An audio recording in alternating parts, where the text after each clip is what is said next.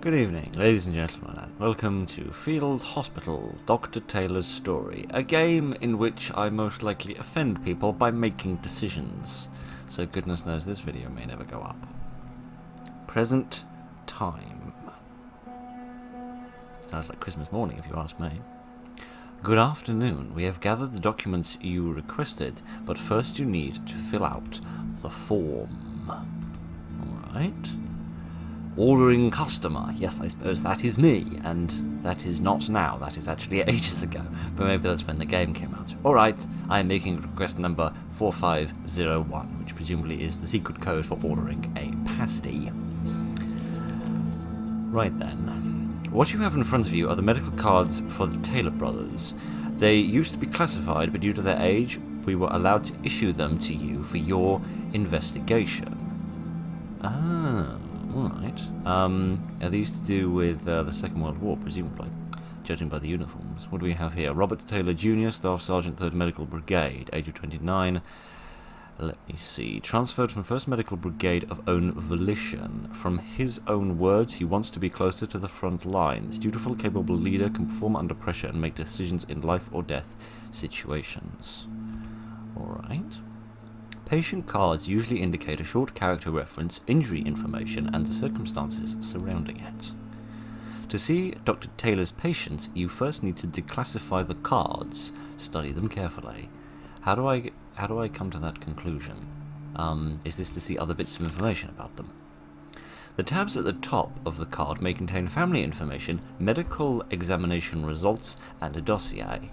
Alright, from the General Staff, regarding Dr. Robert Taylor Jr. Presumably that's the bloke we were just talking about. Marital status single, spouse and children non-applicable, and the parents and siblings. Alright, so that's his familial background. What do we have here? Test results. Healthy, blood type O+, and chronic diseases. None. Good. Nice healthy sort. And what about this? Okay, this is the dossier. I thought this was about making the decision, but whether to declassify it or not. Petition to transfer 3rd Medical Brigade approved. Length of service 3 years. Medical experience 7. Physical examination results are enclosed. Alright, fair enough. So I've examined the information. What do I do now? I have no idea. Can I examine the other individuals? Here we had Alfred Taylor, who I believe was one of the siblings of, was it Robert Jr.? Yes, indeed, Robert Jr. This time we have a lieutenant in the 95th Brigade, age of 35. Had a meteoric rise in the ranks. Shouldn't meteoric be an adjective that's used to describe things going down rather than going up? But never mind. Maybe I've been looking at some funny meteors. Maybe it was this phrase coined by the Australians, so it kind of looks the wrong way up from here. Anyway, in the ranks since the start of the war, by continually displaying leadership qualities, however his approach was often criticised by his subordinates, was awarded for taking part in the liberation of Nadal. Interesting. I don't know if any of this is to do with real places or real times or real wars or anything, really. Right then, yes, there is the brother who looks much the same as before. Right then, who is this? Who is this one? This is John Taylor. Declassify. Okay, so I can choose... Maybe I can choose to classify them all once I've examined them. Took part in anti-war protests at the start of the war. Was the last of the brothers to go to war. Is he the youngest, or... He's younger than him by 2 years. No, he's not. He's the middle. He is middle one. Last of the brothers to go to war, due to Alfred's efforts, ended up in the reserve brigade, never took part in fighting due to personal principles. Still managed to make it to a lance corporal, which is impressive. Married to Lauren Taylor, age of 33. At least I presume that's what those numbers are. Right then, alright, I've examined the information, and now I'm going to hopefully not muddle anything up by declassifying the information.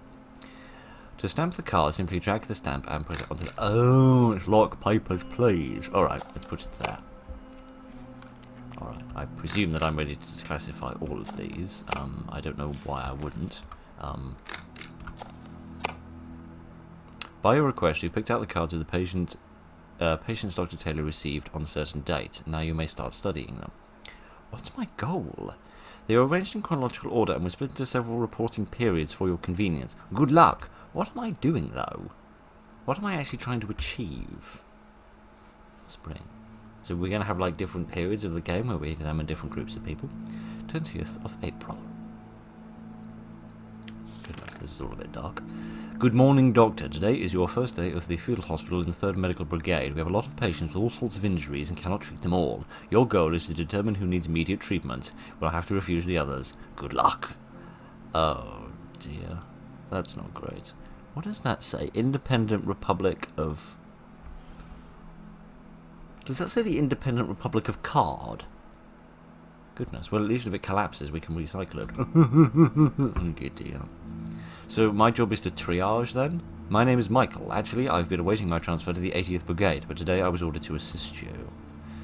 This is far from the conditions in Capital City, so to get you up to speed, let me show you how we do things around here with the help of these 2 dummies. Do you mean these literal 2 mannequins that we have here, or do you mean something else entirely? Yes, you literally do mean 2 dummies. Alright then. To receive more precise data about a patient's condition, a medical examination is in order. To do this, open the appropriate tab and send a request. Alright. Right, so this is Henry the Dummy.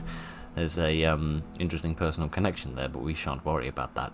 Old dummy by the nickname of Henry. Only its torso and head remain, has been used by medics in training for 13 years. What sort of training can you do on a legless dummy? But never mind. Wound. Leg broke off after it fell out of lorry during transportation. Oh dear. What family connections does it have? Shockingly, he's single. His parents are his constructive engineer by the name of Victor Call. That is excellent. Alright. Some documents require your signature for confirmation, such as requests or daily reports. These documents have a special field just for that. So I can. Do I just click or do I write? Is your signature just the letter D? Hold the pen more firmly, you juddery hand, old silly belly. There we are. That is better. Oh dear. I recently had to sign some documents on a PDF, and it wasn't one of those good Adobe things that lets you type in a vaguely calligrapher-looking thing. So I had to sort of type it out with the mouse, by sort of moving the mouse around to try and accidentally disconnect it because the wire's gammy. To sign it, and it looked like such a mess. I was afraid I'd have to do the same thing here. Right then. Henry the Dummy. Moderately grave condition. Serious damage to limb that was torn off. Beyond repair and requires replacement. Alright. Fair enough. Number of requests per day is limited. It is noticed next to the calendar. You can also see the amount of available beds in the hospital. That is how many patients you can treat in a day. I see. So I can only pick one of them, and I can only make 2 requests. Oh, alright, so I have to be careful about the amount of information that I request. To treat a patient or refuse treatment, you should place an appropriate stamp. Oh, alright then, so it's a bit like Papers, Please. Alright, what can we read about Kate the Dummy? Anatomically correct dummy of modern make, found in enemy's hospital during assault and captured as trophy, together with armaments and vehicles. Chest caved in, supposedly during first aid training. There's some screaming going on there. Giddy yarns. Conditions of other parts almost perfect.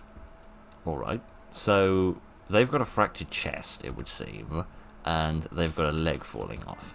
Interesting. This one's a lot younger, which means they're probably going to have a lot more years in it. But let's see what we have. Unknown constructor and presumed single. Oh, that's a machine gun going off in the background. I must apologise. I thought that was a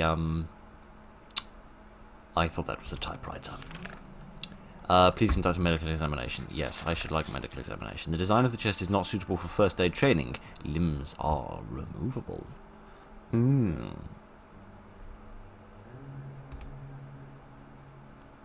Interesting. So, what would be the point in healing this thing up? Because we can't actually use it for mending it. Alright, let me use my final request to get more information here. Non-military affiliation, indeed. Clue. First aid training dummy's arms with trace of blood.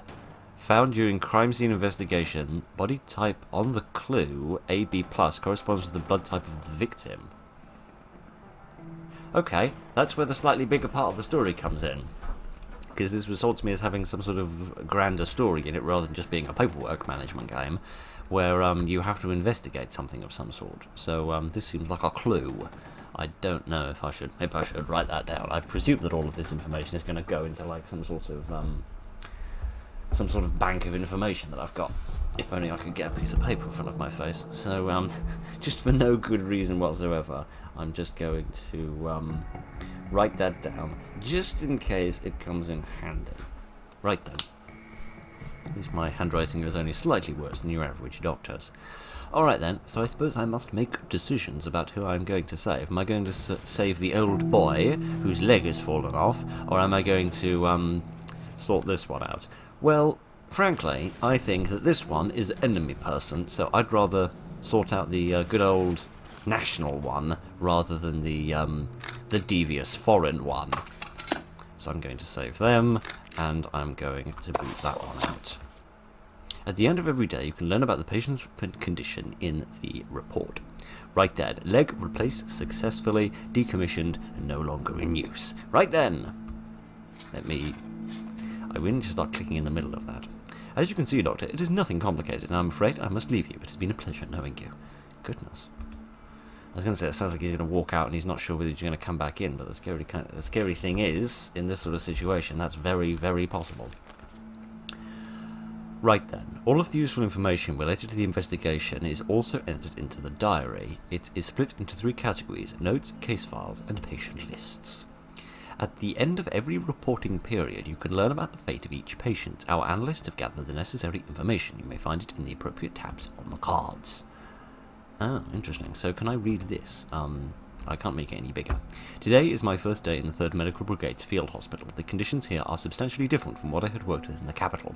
Good thing that Michael has agreed to help me. I know not how long I will be here. I think you mean I know not how long I will be here. I know not how long. No, that is exactly what you wrote. It's just not what I read, because my brain is shut down for some bizarre reason. I do sincerely apologise. But I hope that I will not regret my decision. Alright, what do we have here? Oh, both of them survived. Well, I mean, neither of them were alive in the first place, but you know what I mean. Can I click on this? Is this like where I find my evidence of horrific crimes? Right then. Henry the Dummy, August 1940. Well, that certainly sounds like World War II. I was wondering possibly whether it was the Vietnam War in terms of the what we were reading before about the anti-war protests. But if it's 1940, then presumably that's not the Vietnam War. Description: training dummy, blah blah blah blah blah. Usage term 15 years. Reason for utilization: obsolescence. Alright, that's fair enough. What can I read about this mysterious one? What happened here? Training dummy female. When they say training dummies, do they mean like the ones that are used for like bayonet practice, for like charging and stabbing them with the bayonet rather than anything else? Presumably not, if it's anatomically correct. That wouldn't make much sense. Yes, damage beyond repair. Right. To move on to the next period, you can close the cases with the appropriate stamp. Alright then, fair enough. So this is just the tutorial then, so I don't think this is of enormous importance. Right then, I should close the case on this one, and I should close the case on that one. So was that blood type thing of any real importance, or was that just a random little thing there in order to whet my appetite for the mystery? I don't know. I do like this cursor though. It reminds me of the Telegram logo, which rather entertains me. Right then, good morning, Doctor. I'm about to appeal to the HQ about improvements in working conditions. Unfortunately, we will have to refuse you. We have barely managed to convince them to install 2 additional beds at the shooting range, but from there our hands are tied. We would like to remind you that you can make 3 requests to HQ per day. Alright, why are our beds next to the shooting range? Because beds, thing to sleep in. Shooting range, thing that makes noise that stops you sleeping. I think this is a slightly silly idea, but what do I know? Right then, now I have to actually make some real decisions, and this is where people are going to start getting offended. But it's alright because we're 15 minutes in, and the average view duration figures imply that nobody will still be here. So that's good. This man looks shockingly familiar from somewhere. Where have I seen that face before? That is a very familiar face from somewhere. We'll come back to that in due course. Right then. Let's see what we have here. We have Amelia Doyle, rank of corporal. lost her parents when she was 16. The workshop she inherited from her father was destroyed during the bombardment at the beginning of the war. She wanted to tell you that she is happy to be sent to Dr. Taylor. That's interesting. An eye damage. Suspected burn from spark during welding. Oh dear, oh dear, oh dear. That doesn't sound very cheery. Alright, what do we have next? Victoria Williams, who doesn't have a rank, interesting. Presumably she's, I was going to say she might be an NCO then. Married early to Officer Richard Williams and gave birth to his son. After the war started, she couldn't bear waiting for her husband, followed him to the front lines, giving her son into the care of her parents. Leg and torso injuries due to explosive shock. Tried to rescue an injured soldier on the front line where a tank shell exploded nearby. Goodness. That's valor in the face of adversity, without doubt. Unemployed. Joined the army with first draft, known to his squad as an avid gambler, often nicknamed Randy the Two Aces. Complaints of headache, nausea, weakness, loss of consciousness during forward march. That sounds like a lack of appropriate nutrition and possible dehydration, but that's interesting. Alright, so I can make 3 requests and I can save 2 of them, so I have to decide who I'm not going to save, which is a bit of a dark question. And I can make 3 requests, or I can request 3 bits of information. I find the dossier a bit more useful than the family background. I'm curious to know what the medical evaluation of this is, to see whether it's anything serious or not. Yes, please provide the patient's dossier. Let me see. What? Corpus delicti. Corpus delicti. That seems Latin, and I have no idea what it means. Larceny? That's a posh word for theft, isn't it? Prescribed punishment. 10 to 20 hours of corrective labour, depending on the value of the stolen property. Yes, it is theft. Starting when he was returning a gambling debt. Case requalified, petty larceny and gambling. Sentenced to 30 hours of corrective labour. Again on to screaming. Alright. So he seems to be a bit of a bad egg, as it were, in the sense that he's a bit of a thefting person. But let me get a little bit more information about. Oh, there is no additional information about her situation. So presumably this is enough then for me to make my decision. All right then. What's the extent of the damage to her eye? Is she likely to lose it? Claimant demands to recognise the legal ownership of the Doyle-mobile workshop located at Independence Street. Yes, due to the reaching adulthood. Yes, that was the inheritance of the thing that we were talking about before. To recognise the legal ownership of the aforementioned workshop by the father, or by the uncle rather, as null and void. The court has satisfied the claim in full. What? Oh, no. It was being inherited by her father, and her uncle was trying to get hold of it instead. I see. Okay then. So that's interesting. So we can make one more request, and we. That is that the medical? Oh, that's the family information. Kitty, I'm so stupid sometimes. I do sincerely apologise. That's curious. Why are these numbers written like this? Are these like their last known ages, as it were? Because that would possibly mean that her mother gave birth to her when she was merely 4, which to me seems a little unreasonable. Alright, let's see if there's anything else in the family information that strikes us as interesting. No, everything looks roughly the same as it was. Richard Williams. That wasn't this bloke, was it? No, this is Raymond Smith. What information does he have?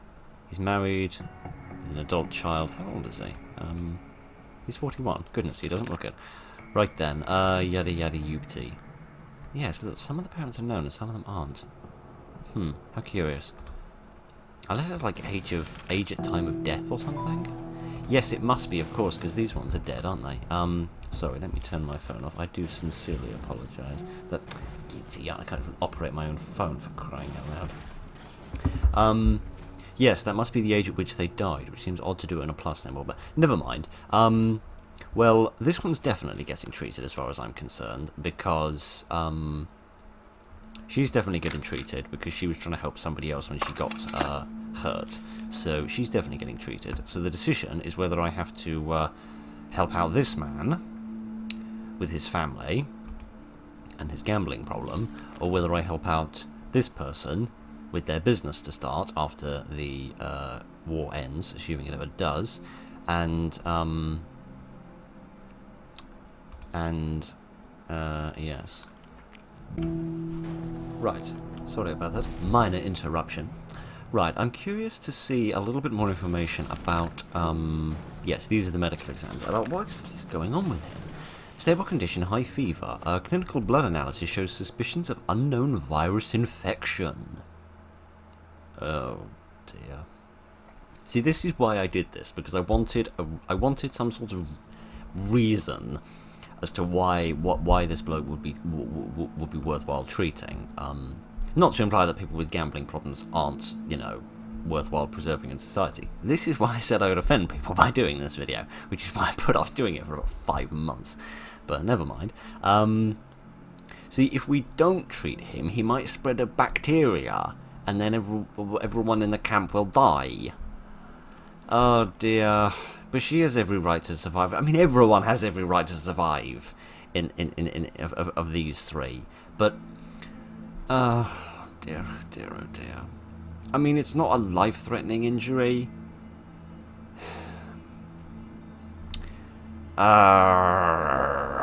With recent years having been what they are, I feel I am obligated to prevent the outbreak of a disease.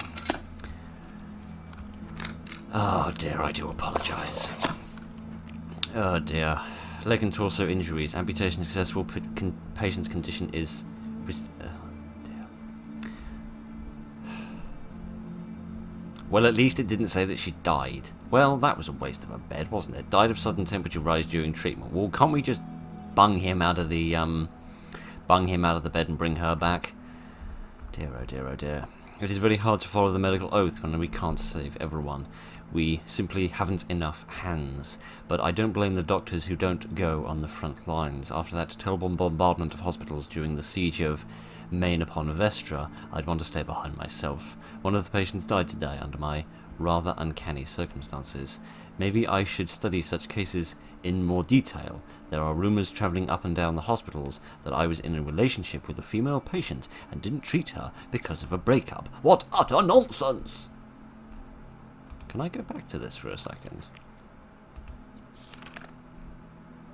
No, it says she was single, and if the paper says that someone's single, then that's good enough evidence for me. How very strange. Surely... well, I don't know. I mean, I would imagine that if you go through a bad breakup, it wouldn't be so bad that you'd think, right, I now want this person to lose one of their eyes. Dear, oh dear, oh dear. Right, well, I suppose we couldn't really expect that to go any better than it did. So, I suppose that's enough work for one day. Let's see what the next one brings, and who the next one brings, even. Dear, oh dear, oh dear. Somehow I doubt we're going to get weekends off.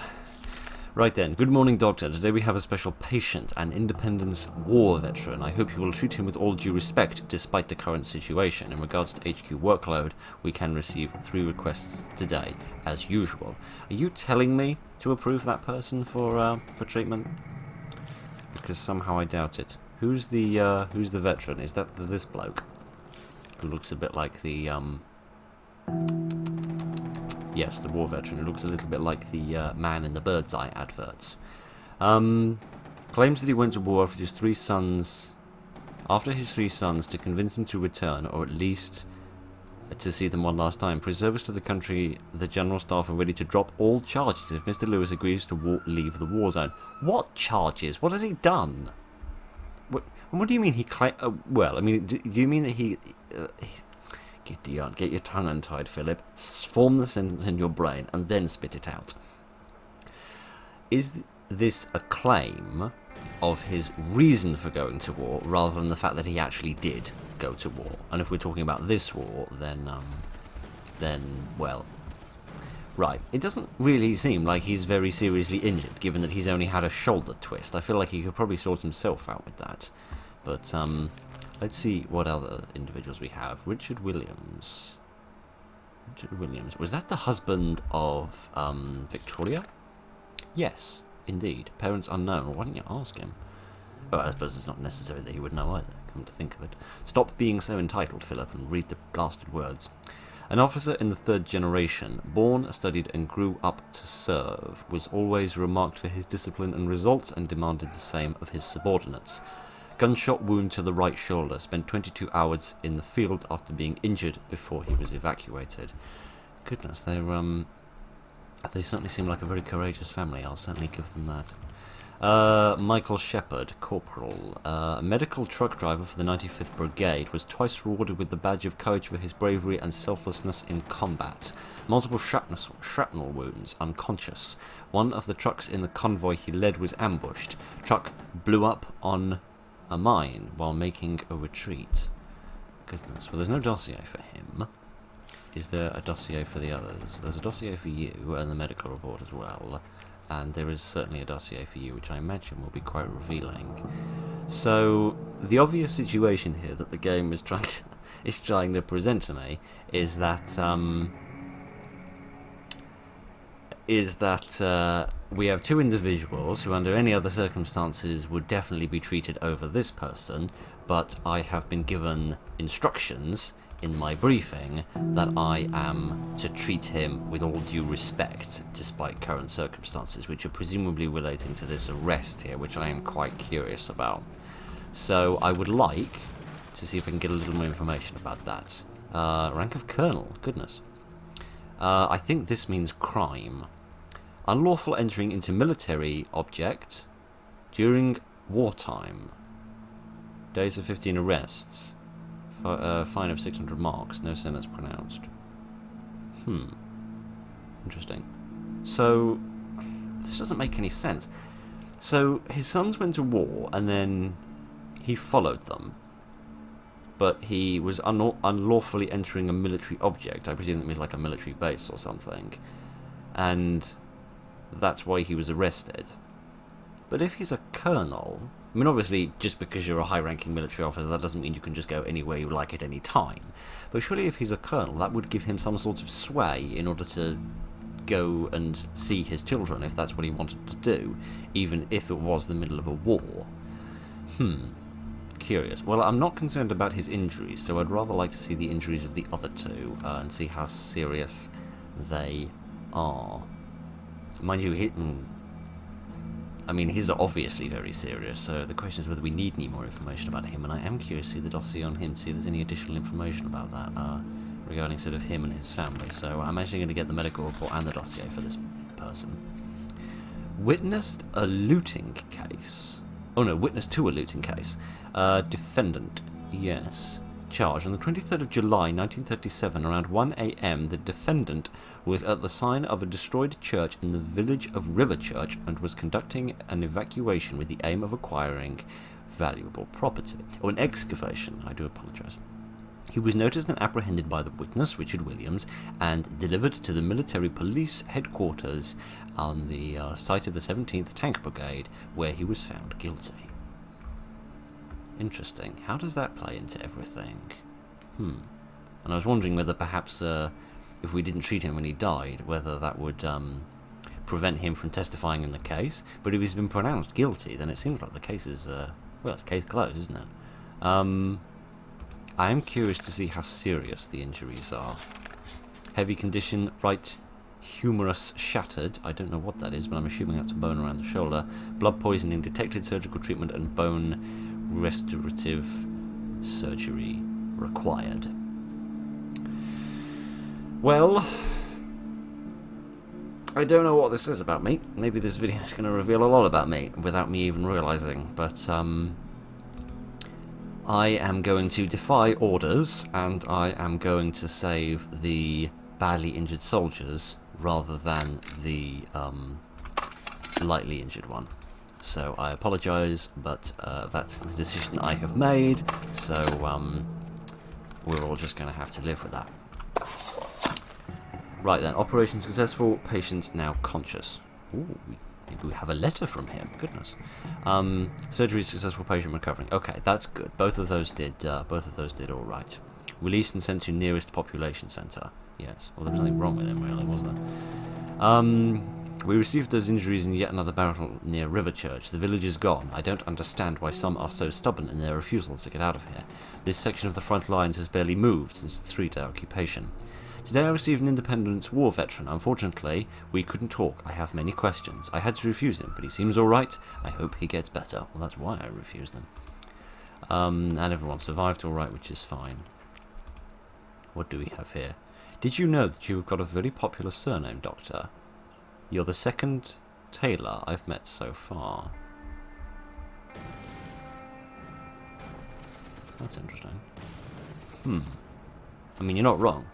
I used to work with a tailor as well, so I'm very, it is a popular surname, I'll give you that.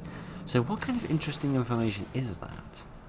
Is that to say that there's a connection between this Michael Shepherd and some other individual by the name of Taylor, who is of some importance? Curious. I keep doing that. I do apologise. It's because I keep wanting to put the pen at the beginning, but I never do. Family friend. Oh, I wonder what I got that for. Maybe because I saved both the husband and the husband and the wife. All right. Oh no, I need to check all of these, don't I? Because we haven't looked at these yet. So what happened with her then? What happened after the war? Excerpt from the Doyle Mobile's 100 Years Old booklet. In 1914, Amelia Doyle came back to her home in the Dal, which was being rebuilt after the war. She received a grant to rebuild her family workshop from the State Veteran Aid Program, and in 3 years she opened up a second one. In 1977, Amelia's husband Roger died after a short period of illness. She decided to transfer full ownership of the company, which at the time had 35 workshops up and down the country, to her son Alfred, who had been a managing director of the company for 11 years. After that, she went on a trip around the world. Now Doyle Mobile is an international company which provides a broad spectrum of repair and maintenance services for automobiles and farm machinery, with more than 100 workshops in 9 different countries. Goodness, sounds like she was an absolute success though, even if she did have damages with her eye. So that's good. I'm glad I didn't screw her life up. Right then, what happened with the Williams family? They seem of significance to me. From the Hope for Victory Charity Fund brochure. Founder of the fund, Victoria Williams has personally faced some of the issues veterans face regularly. She went through the war, and during a battle near Riverchurch, she tried to rescue an injured soldier when a tank shell exploded nearby. As a result, the doctors had to amputate her leg. But she didn't give up. For the bravery she displayed, she received the Order of Valor. Her husband, Captain Richard Williams, was also wounded, but love and support allowed them to overcome any hardship. Her father, David, was fighting another malady altogether, cancer. Despite the doctor's predictions, he managed to live 2 more years. When he left this world, Victoria used the funds he bequeathed to his daughter, to found the Hope for Victory. Well, that's happy. I'm glad that they did all right. All right. So I don't have any. I don't have any information on the individuals that I didn't treat, because we don't have the gambler with the familiar face, nor do we have the veteran. Letter to the Illsbridge District HQ from Will Williams, February 1952. Dear Major Hannington, thank you for your letter and your consideration in regards to the death of my father. He was a brave and valiant man, and I will preserve the Order of Valor he received for his participation in the Battle of Vestra with utmost care amongst the other family heirlooms. However, I must decline your generous offer for free scholarship in the military academy. As a matter of fact, I chose a different fate. I shall become an engineer. This may seem strange to you, but my father and mother have accepted this choice of mine with pride. May you have the same strength to support the decision of your grandchildren, and not to indoctrinate them in a desire to participate in the bloodbaths you bequeathed from one generation to the next. Goodness, there's something interesting going on there in that dynamic between those individuals. This seems a personal connection, but the Major can't be his father. No, maybe it's somebody else. Maybe no, because he's Major Harrington, isn't he? And they're by the name of Williams. They must be a separate family. Curious. There's something interesting going on in that final paragraph, but I can't quite put my finger on what it is. All right. What happened to the truck driver? From the opening speech of the yearly, I am not familiar with that word, St. Constantine Rally 78. Unfortunately, last year ended in tragedy. Many of you know a car accident took the life of the 5-time rally winner. Oh, is this a race, perhaps? Perhaps like a racing tournament? Took the life of Michael Shepard. He was a remarkable racer and war hero. He contributed massively to the popularization of the truck rally and broke 2 world records. That's why we are honoured to declare that this is dedicated to the loving memory of Michael Shepard. Well, at least he had a good innings after the war, at least. But, that's a bit sad. Right then, yes, I suppose we're finished with these folks, unless this has changed somehow. Has this changed? Is it of a later period in time? Because she was single at the time, but it said she was married in her dossier. No, it's still she's single. Curious. So perhaps that's just so that you can review the information. It's not that anything's been updated with like more updated information, even if I could even get my words out of my face. Alright then. That's interesting. Autumn. Let's see what happens now. 3rd of September. Right. Goodness, we appear to be in a different place. Good morning, Doctor. Today, the Duchy's Air Force raided a Salvagorian convoy, which was redeploying their forces in our territory, so we will have more patients than usual. Unfortunately, we cannot provide you with an additional bed, but we managed to preserve the same amount of possible requests from your hospital, despite the HQ positively bursting at the seams with all of the telegram forms. Oh dear, oh dear, oh dear. So we're in the same pickle as before, it would seem. Alright then. Again, we have some familiar looking faces. That one seems familiar as well. Strange. Alright, let me see who we have here. Anastasia, Colonel by the age of 24. Goodness, that's good going. Military attaché in the Independent Republic of... Oh no, it's not the Independent Republic of Card, it's the Independent Republic of Guard. Lost her father, a policeman, as a result of an accident when she was a child, when the convoy division during forced relocation, or was with the convoy during the relocation. Injured during an aerial assault on the convoy, lost consciousness supposedly as a result of a concussion, right forearm amputated. I see, so she has potentially some rather serious head trauma. Let me see, Victor, a Lance Corporal. He was a pilot, was a civilian passenger pilot before the war, shown himself to be a good pilot and comrade. Was awarded for successfully landing a passenger plane onto a landing strip, which was previously almost destroyed by shells. Multiple injuries from plane crash, took part in dogfighting during air raid by, yes, above the convoy. So I'm presuming then, unless I'm highly mistaken, that these are the bad guys, and this is... Are these the enemy that we're fighting? Because they were the aerial forces that were attacking the convoy, which seemed to be redistributing our soldiers. I didn't mean redistributing, I meant redeploying. Redistributing is what you're talking about with products, not with people. I sincerely apologise. Ethan, a corporal. Joined the army after losing a bet. A month and a half later, the war started. Well, that'll teach you not to gamble. Was assigned to the tank brigade. Took part in several battles where he displayed bravery bordering on recklessness. Well, if you're going to make a bet that you're going to join the army, you're certainly not a risk-adverse individual. Shrapnel wounds from a shell that hit his tank. It is a wound he managed to crawl out from underneath the burning machine. Goodness.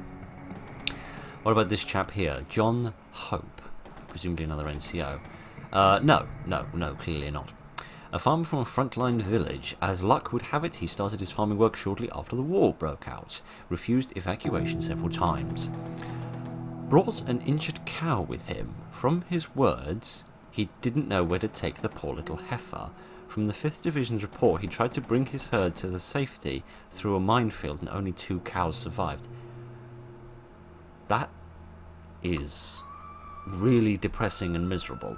And the horrific thing is that, as is so often the case in these games, I get so much more concerned about the animals than I do about the human beings. And that's not because I'm some sort of raging animal rights activist, right? Or even like as little as being a vegan or anything. It's just the innocence of animals, right? Like, those animals have no idea what's going on, right? They don't understand that there's a war going on.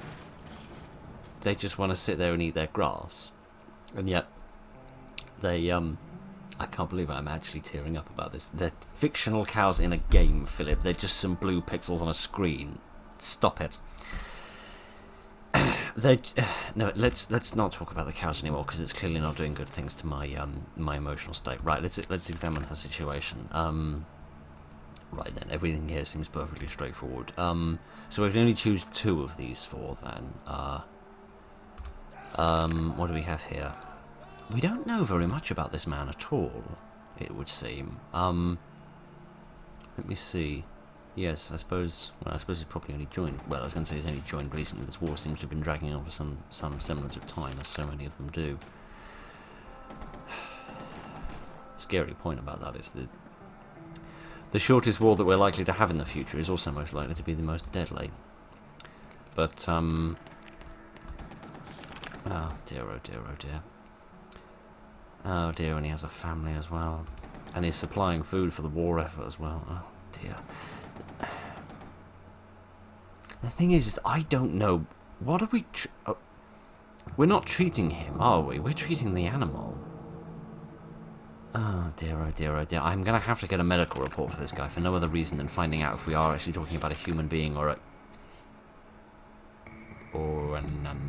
seriously, a cow. Yes, that's what I was wondering about. Well, you answered my question, and you also threw up a few more.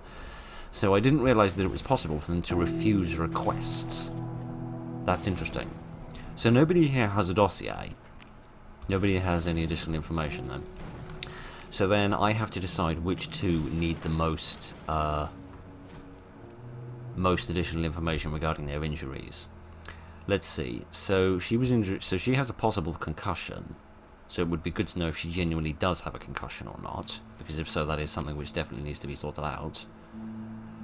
This just says multiple injuries, but it doesn't specify what they are. This one is a shrapnel wound that he was able to walk off, so at least we have a rough understanding of what has occurred and what situation he's in. So I'm going to get a medical report for these 2 in order to get a little additional information on the situation that they're in. Moderately grave condition, concussion, left leg fractured, signs of internal bleeding, requires surgical operations. Well, if he's bleeding internally, that is something which cannot be ignored. That is something that really must be sorted out. What about the concussion here? Condition is stable, complaints of nausea and headaches, no external damage, signs of internal organ damage or concussion detected. Right forearm amputated 11 years ago. Oh, that wasn't recent. Does not influence patient's condition. Suspicions of unknown viral infection. Not this again. Recommended observation by a hospital in a military installation. Oh, dear. Well, now I'm in a pickle. Because on the one hand, the medical examination means that seemingly there's no signs of concussion. But nausea and headaches... I mean, I'm not a doctor. I'm really not. The best thing I can do is put a band-aid on. But those do sound like complications causing from head trauma. Oh dear, and again she's got the unknown viral infection. Which again, I want to treat her for it. But the last time I did that, they just died immediately. Which leads me to conclude that perhaps I shouldn't. Oh dear, oh dear, oh dear, oh dear, oh dear. He definitely needs to be treated, doesn't he? Because he is, I mean, internal bleeding. Internal bleeding and concussion. Those are serious. So... he's getting treated. The question now is who we treat from here. Who would I pick if I had to pick between Ethan and Anastasia? Oh dear, oh dear, oh dear. It's that stupid viral infection thing. If the other viral infected individual hadn't died, I wouldn't be so concerned about this. But I am. Oh, and on the other side of this, I mean, I'm not a doctor, but I'm not a vet either. Kitty aunt, I don't want to let the animal die. I really don't, but at the same time, How can I make the decision between a human being and a cow? And is that a decision that I shouldn't even have to consider making? Or is that a decision that should obviously be made one way or the other? I have no idea. This game is making me ask questions of myself I've never asked before. Which is good. It's why we all enjoy these sorts of games. Oh dear, oh dear, oh dear. If I had to pick between these two...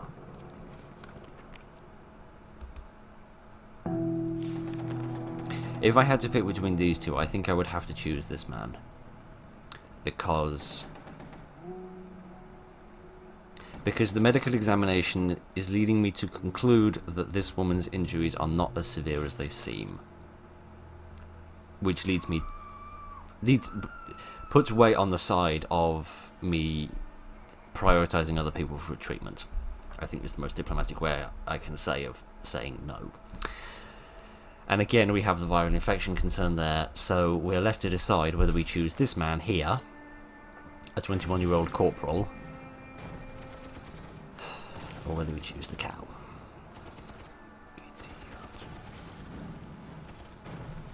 Should I even be considering this? Should I actually be torn between these two decisions or not? Ah, dear. This is genuinely a difficult decision, and I don't know if that should be acceptable or not. Let me waste 5 seconds of my life by refusing this poor woman. Oh dear, oh dear, oh dear. But I mean, also, I shouldn't consider this on a basis of personality, but... Oh, for goodness sake, this is genuinely a really difficult decision. Oh dear, oh dear, oh dear. And the thing is normally I have an instinctual response at this point, like some part in the back of my brain would just say, just go for that one. Even if I can't fully explain why, even if I don't think it's fully the correct decision, there would be something instinctual within me that's saying, go for this one, don't go for that one. But that isn't happening here. And I'm sort of bouncing between the two and thinking, and I'm trying to not do an economic cost-benefit analysis, which is a really difficult thing with somebody with my history to not do. But I suppose that's kind of what you have to do in a triage situation. And with the reaction from the brass about me asking for a medical report on a cow, they're going to be very angry if I heal up the cow instead of healing up the man. Oh dear, oh dear, oh dear. Right. I'm sorry. I am genuinely really sorry. This is the hardest decision we've made thus far, and I am genuinely not enjoying this. He sent me a postcard. That's kind of him. Operation successful, operation concernsful. Yes. Died on the way to HQ of a sudden temperature increase. That's exactly what happened with the viral infection. I don't think I want to see what happened to the...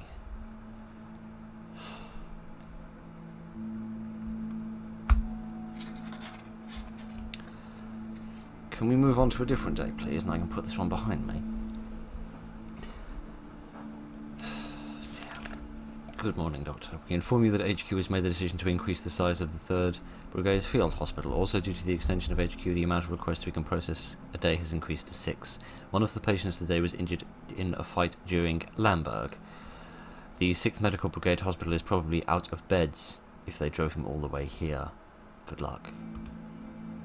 Oh, goodness. Right then. So, you said that you were going to expand the hospital, and you have by 1 bed. Right then, so I can save 3 of 5, and I can make up to 6 requests. Right then. Who's the one from Lamberg? Who is that? Results of a brawl? Haven't we got enough problems with fighting the enemy? Can you stop fighting amongst yourselves? That was surprisingly emotive. I do sincerely apologise. I'm getting a little bit too into this. Is it you? No, it's not saying where any of them are. Alright then, never mind that idea. Let's go back to the beginning and go through this methodically. Hang on a minute, we've seen this. We've seen you before. You came along here before, didn't you? Yes. Yes, you were one of the individuals that came through at the beginning. Several gunshot received during combat, complaints of memory gaps. Witnessed report that he led his squad's charge from the front ranks. Yes, as we said before, he certainly seems to be a courageous soldier. Alright, so he has several gunshot wounds, but we don't know where they are exactly. Yes, it doesn't say where. I mean, if these are gunshot wounds to the chest, that is potentially more serious than being to the slightly more amputatable bits, if that isn't an incredibly macabre sentence to throw out. Right, volunteered for the army immediately after the war started, followed the orders of senior soldiers with due diligence, however is often seen arguing with comrades in arms. He can't stand their stupidity. Well, I know how you feel sometimes, mate. I've said sentences like that myself from time to time. Oh, goodness. Craniocerebral injury? Well, cerebral certainly means to the brain, and cranial certainly means to the skull, so I'm assuming that's a severe bash to the head. Suspected concussion as a result of a brawl with fellow soldiers. Patient claims he wasn't the initiator of the fight. Witness claims otherwise. Interesting. Again, there's always these suspected conditions that I want more information about. What about you? Military driver, took no part in combat. Rumour has it he got promotions thanks to cousin in Brigade HQ. Was often called upon to transport high-ranking officers.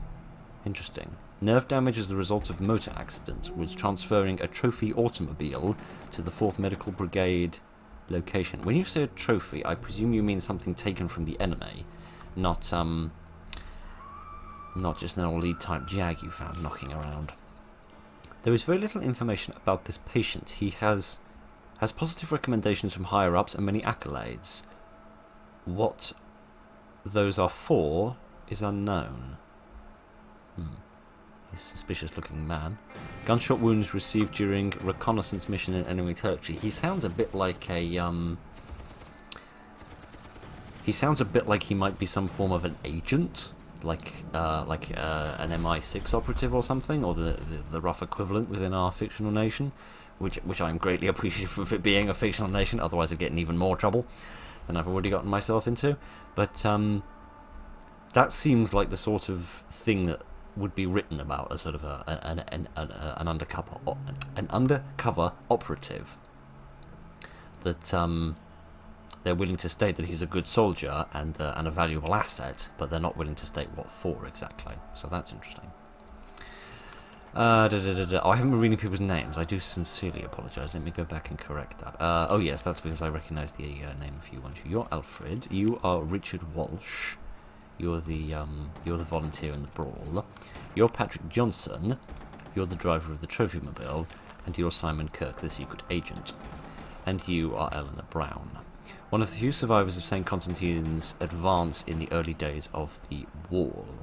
Took part in the defence and later liberation of Nadal and many other special operations with 2 stars of valour. Who is the person from Lamberg? From fighting near Lamberg? It doesn't say. Maybe it's contained within one of their dossiers. Alright, I'm curious, did this man have a dossier? Yes, I'm curious to see if there's any additional information about this fight, and also, oh no, I'm not going to find information about the concussion there, am I? Alright, let me try and get a little information about this. Previous convictions, 2 misdemeanors.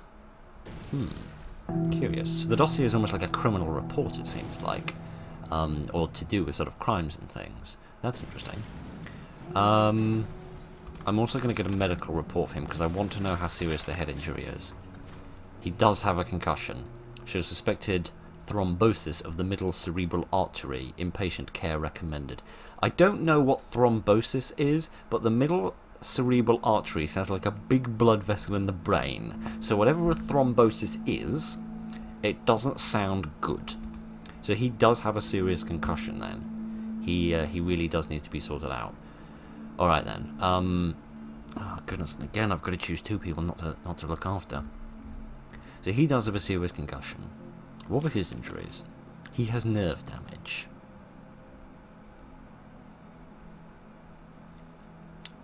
I don't think nerve damage is likely to be life-threatening, but it is quite possible to give him paralysis or some other damage to which he can't retain his full mobility.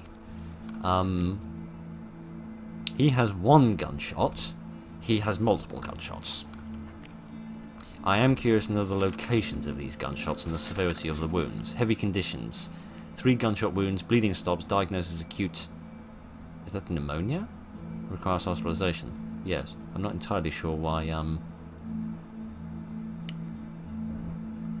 not entirely sure why you'd get pneumonia from being shot. I thought you got pneumonia from,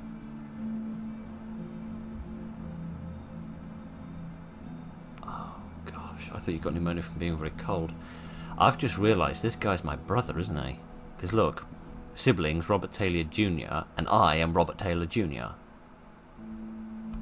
Oh dear, that means he's my brother. That's going to make things even more difficult.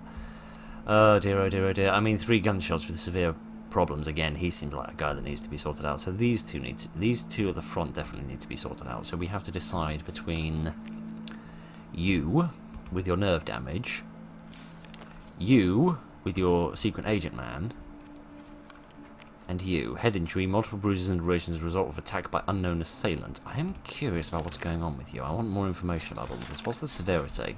Condition stable. Signs of concussion detected. Multiple bruises on arms and upper body indicate physical assault. Hospitalization unnecessary. Well, that's leading me to conclude that I should err on the side of the secret agent. Statement for military prosecution for the 14th of October 1938. Complaint. Eleanor Brown, captain of the 15th Brigade, statement. Oh no, that's a new sentence. I do wish you'd put a full stop at the end.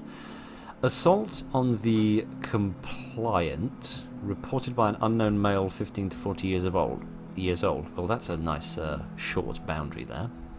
Assailant presumed to be a serviceman in the armed forces of the Independent Republic of Guard with a scar on his face. Complaint sent to physical examination, results of which will serve as grounds for a potential decision to open a criminal case. I feel like she should survive. Well, I mean, they all should survive. An additional incentive for her to survive is for the sake of getting this situation sorted out, which seems like,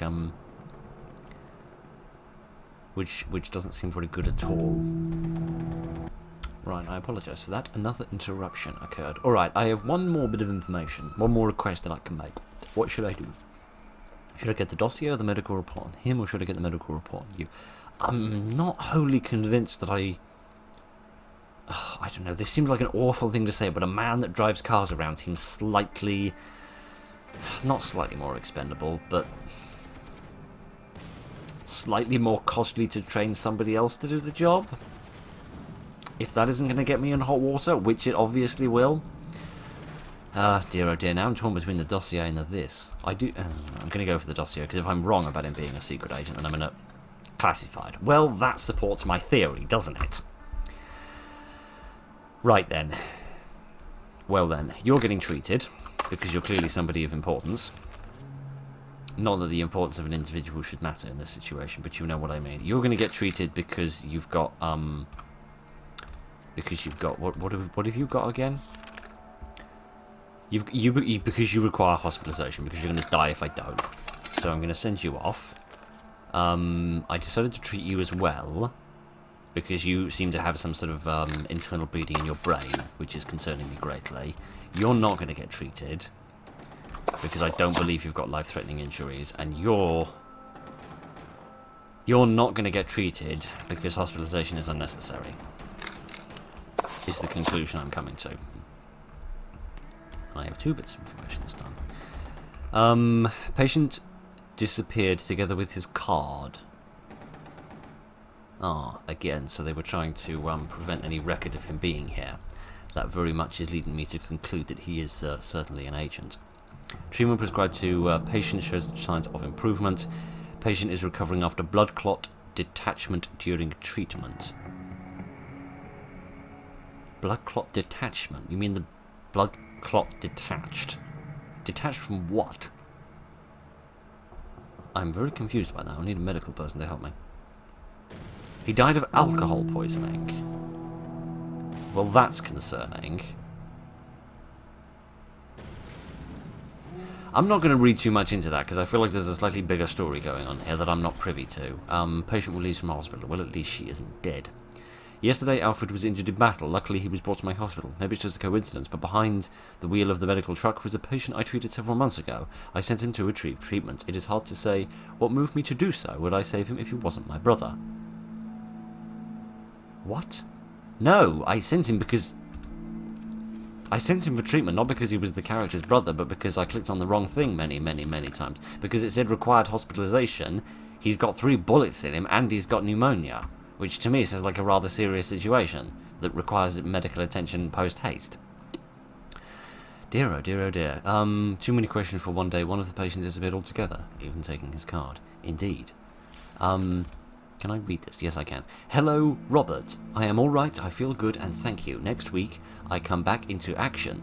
How can you not come? Our division will send to Lamberg Front. Will help you boys from above. How are you? I hear your part of the front line has no change. Almost trench war. I await response. With respect, Victor. Which one was Victor? Victor was none of these people, if I remember correctly. That was Simon Kirk, and that was Patrick. All right. So that was not a that was not either of these two that I got the letter off, because that was Simon. Curious. Wow, very strange. Oh yes, Victor was the Air Force pilot. Yes, I remember sorting him out before. That's good. Oh, that's the first one. I do sincerely apologise. Doctor, thank you for your cooperation. Simon Kirk. Yeah, there's something fishy going on here. Bring up another document for me. I don't know who I'm asking. My hand, I suppose. Bring up another document for me. Crying out loud. Yes, this is different, if you look. On this, the bird's wings are outstretched fully. On this one, they're sort of folded in, which tells me that this is... I mean, it's obviously the same country, the same government, but it must be a different department. I'm absolutely convinced that that man is some form of secret agent. Are you really that Robert Taylor? I once stood guard with your brother at the brigade's warehouse. Great lad, even if a bit odd. Can you imagine? First he refused to take a rifle with him to the guard duty. Then when he finally agreed, he unloaded it fully, walked around just like that with no bullets. I'll say hello from you next time I see him. That's the Robert Welsh bloke, isn't it? It wasn't Robert, was it? It was Richard Walsh, and not Welsh.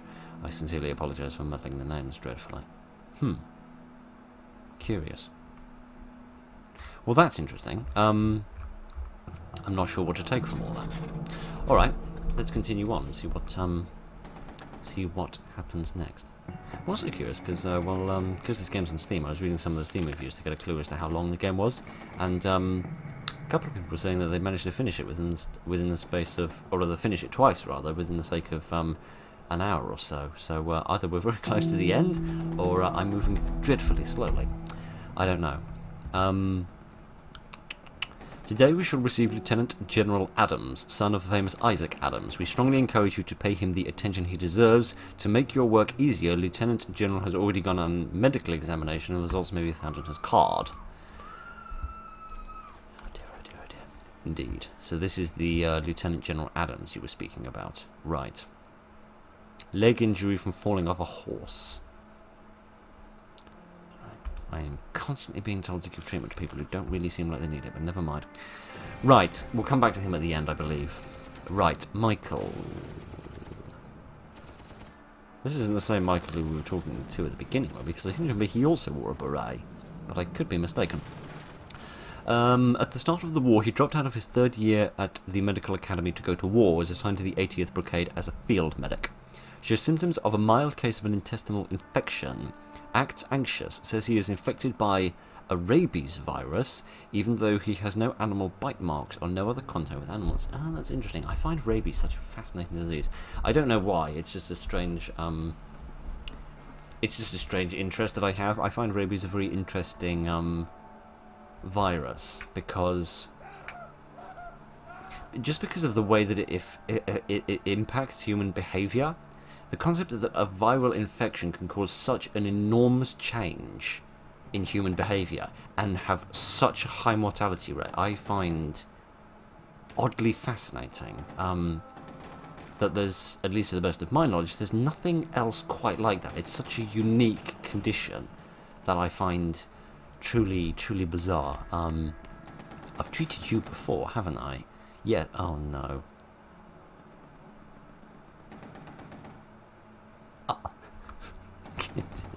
Well, at least you're injured this time, instead of... At least you're injured instead of one of your animals.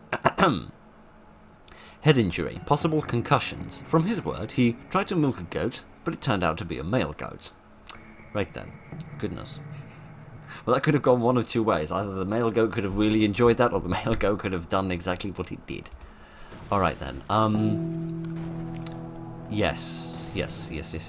Alright then. What about you? You well-mustachioed gentleman. An ace pilot with many accolades, subordinates consider him to be overly strict, but the higher-ups value his discipline and can-do attitude highly. Gunshot wound during a combat mission. Got hit by AA fire. Anti-aircraft, I presume you mean.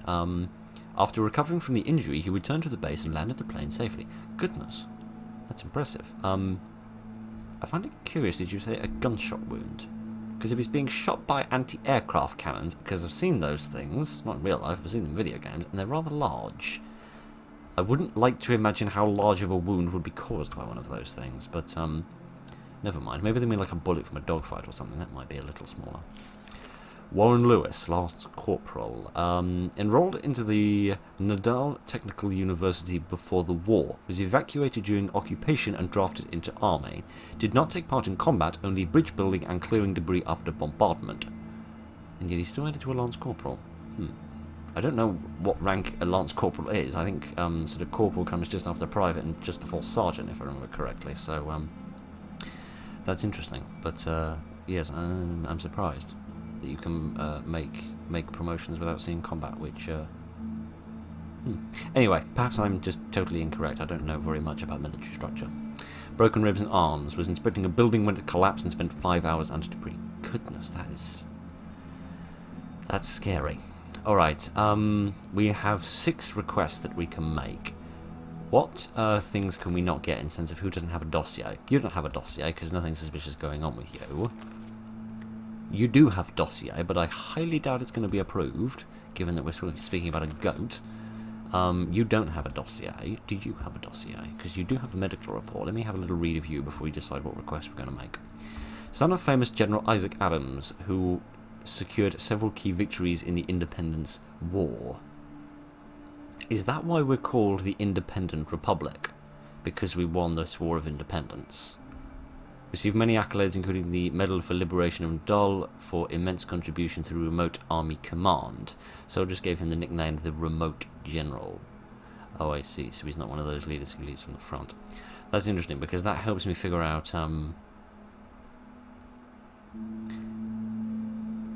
In fact, actually, I'm not entirely sure that it does, because I was curious to whether this Liberation of Nadal was this war or the last war.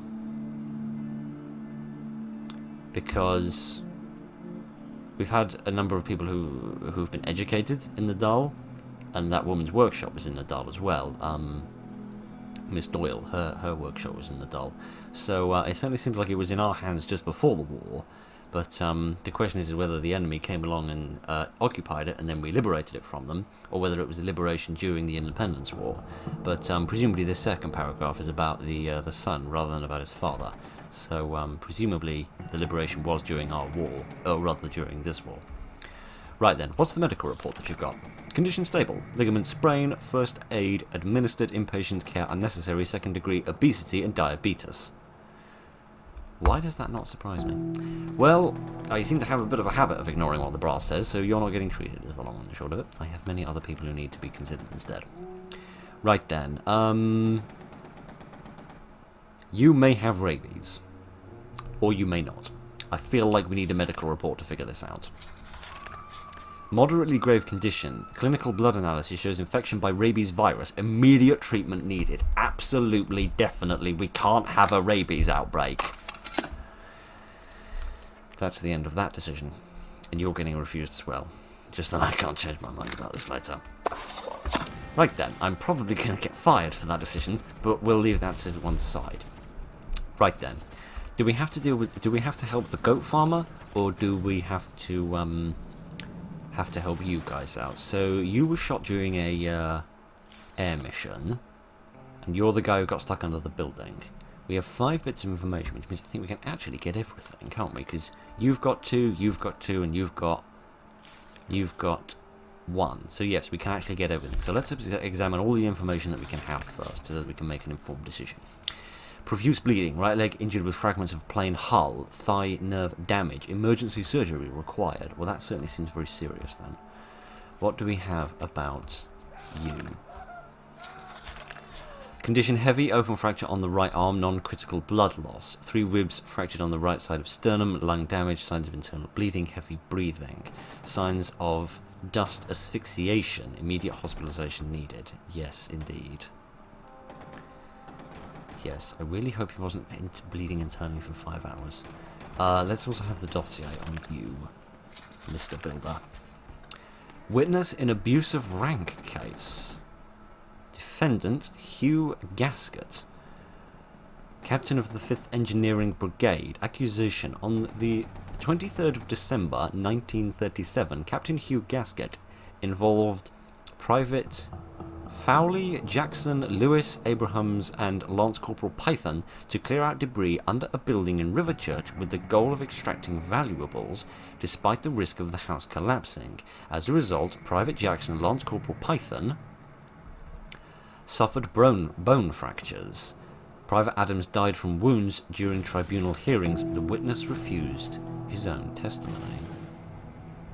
We read about that before, didn't we? About the excavation of a building in Riverchurch for the sake of the valuables? We read about that before.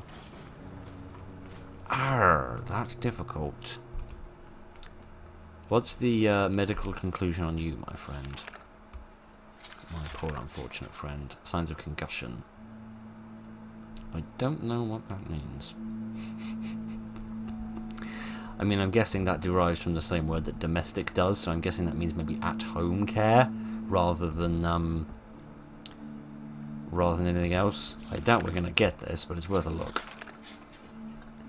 Unintentional sabotage of national security during wartime? What? As a result of criminal negligence, 26 mines were just...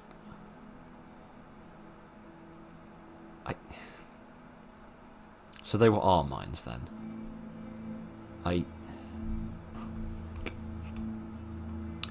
I'm not a judge, or am I a lawyer? Despite all those documents I signed the other day. But I don't think, given the circumstances of the situation, that he should be considered as that being criminally negligent. But never mind. I suppose the conclusion that I can come to due to the severity of the injuries is that you two need to be sorted out and you are going to have to be treated at home. Right then. Treatment prescribed to patient shows signs of improvement. Complications arose during operation. Treatment sent to intensive care unit. Operation successful, patient hospitalized. Sent to okay, right, well you do seem to be alright then. Patient to undergo medical observation at the military unit. No, absolutely not. Patient is to be sent somewhere else where things are less desperate. Right, evil tidings from the main upon Vestra. The enemy has occupied the town and it becomes harder for the underground resistance in there to hide. It is no picnic on our front lines either, but it is stable at least. I think I fell out of Lieutenant General Adams' graces. Goodness knows I was probably never in them. I refused to treat his light injury. In response he pulled some strings in HQ and now I... Oh, gosh. You absolute bastard. Today Michael was admitted to me. Yes, he must have been the bloke. I didn't know he studied as a virologist degree. Thankfully it all turned out well. Right. Any horse whisperers in the house? I have a horse I want you to talk to. Don't worry, it's already got a pedigree for the job I want you to make it do. Do I What? Oh no, I'm looking at the wrong day. Yes, everyone survived. Yes, because you only fell off a horse. Let me see. Yes, this is the first one for the day, I believe. Or possibly the first one for yesterday. I write to you after the Battle of Lamberg. We carried great losses, but of course they do not compare to yours. I am happy I appeared there and could help. Boys from Brigade 95 tell me your brother was sent to you. I hope he is all right. Write immediately when you can. Sad letters travel so long.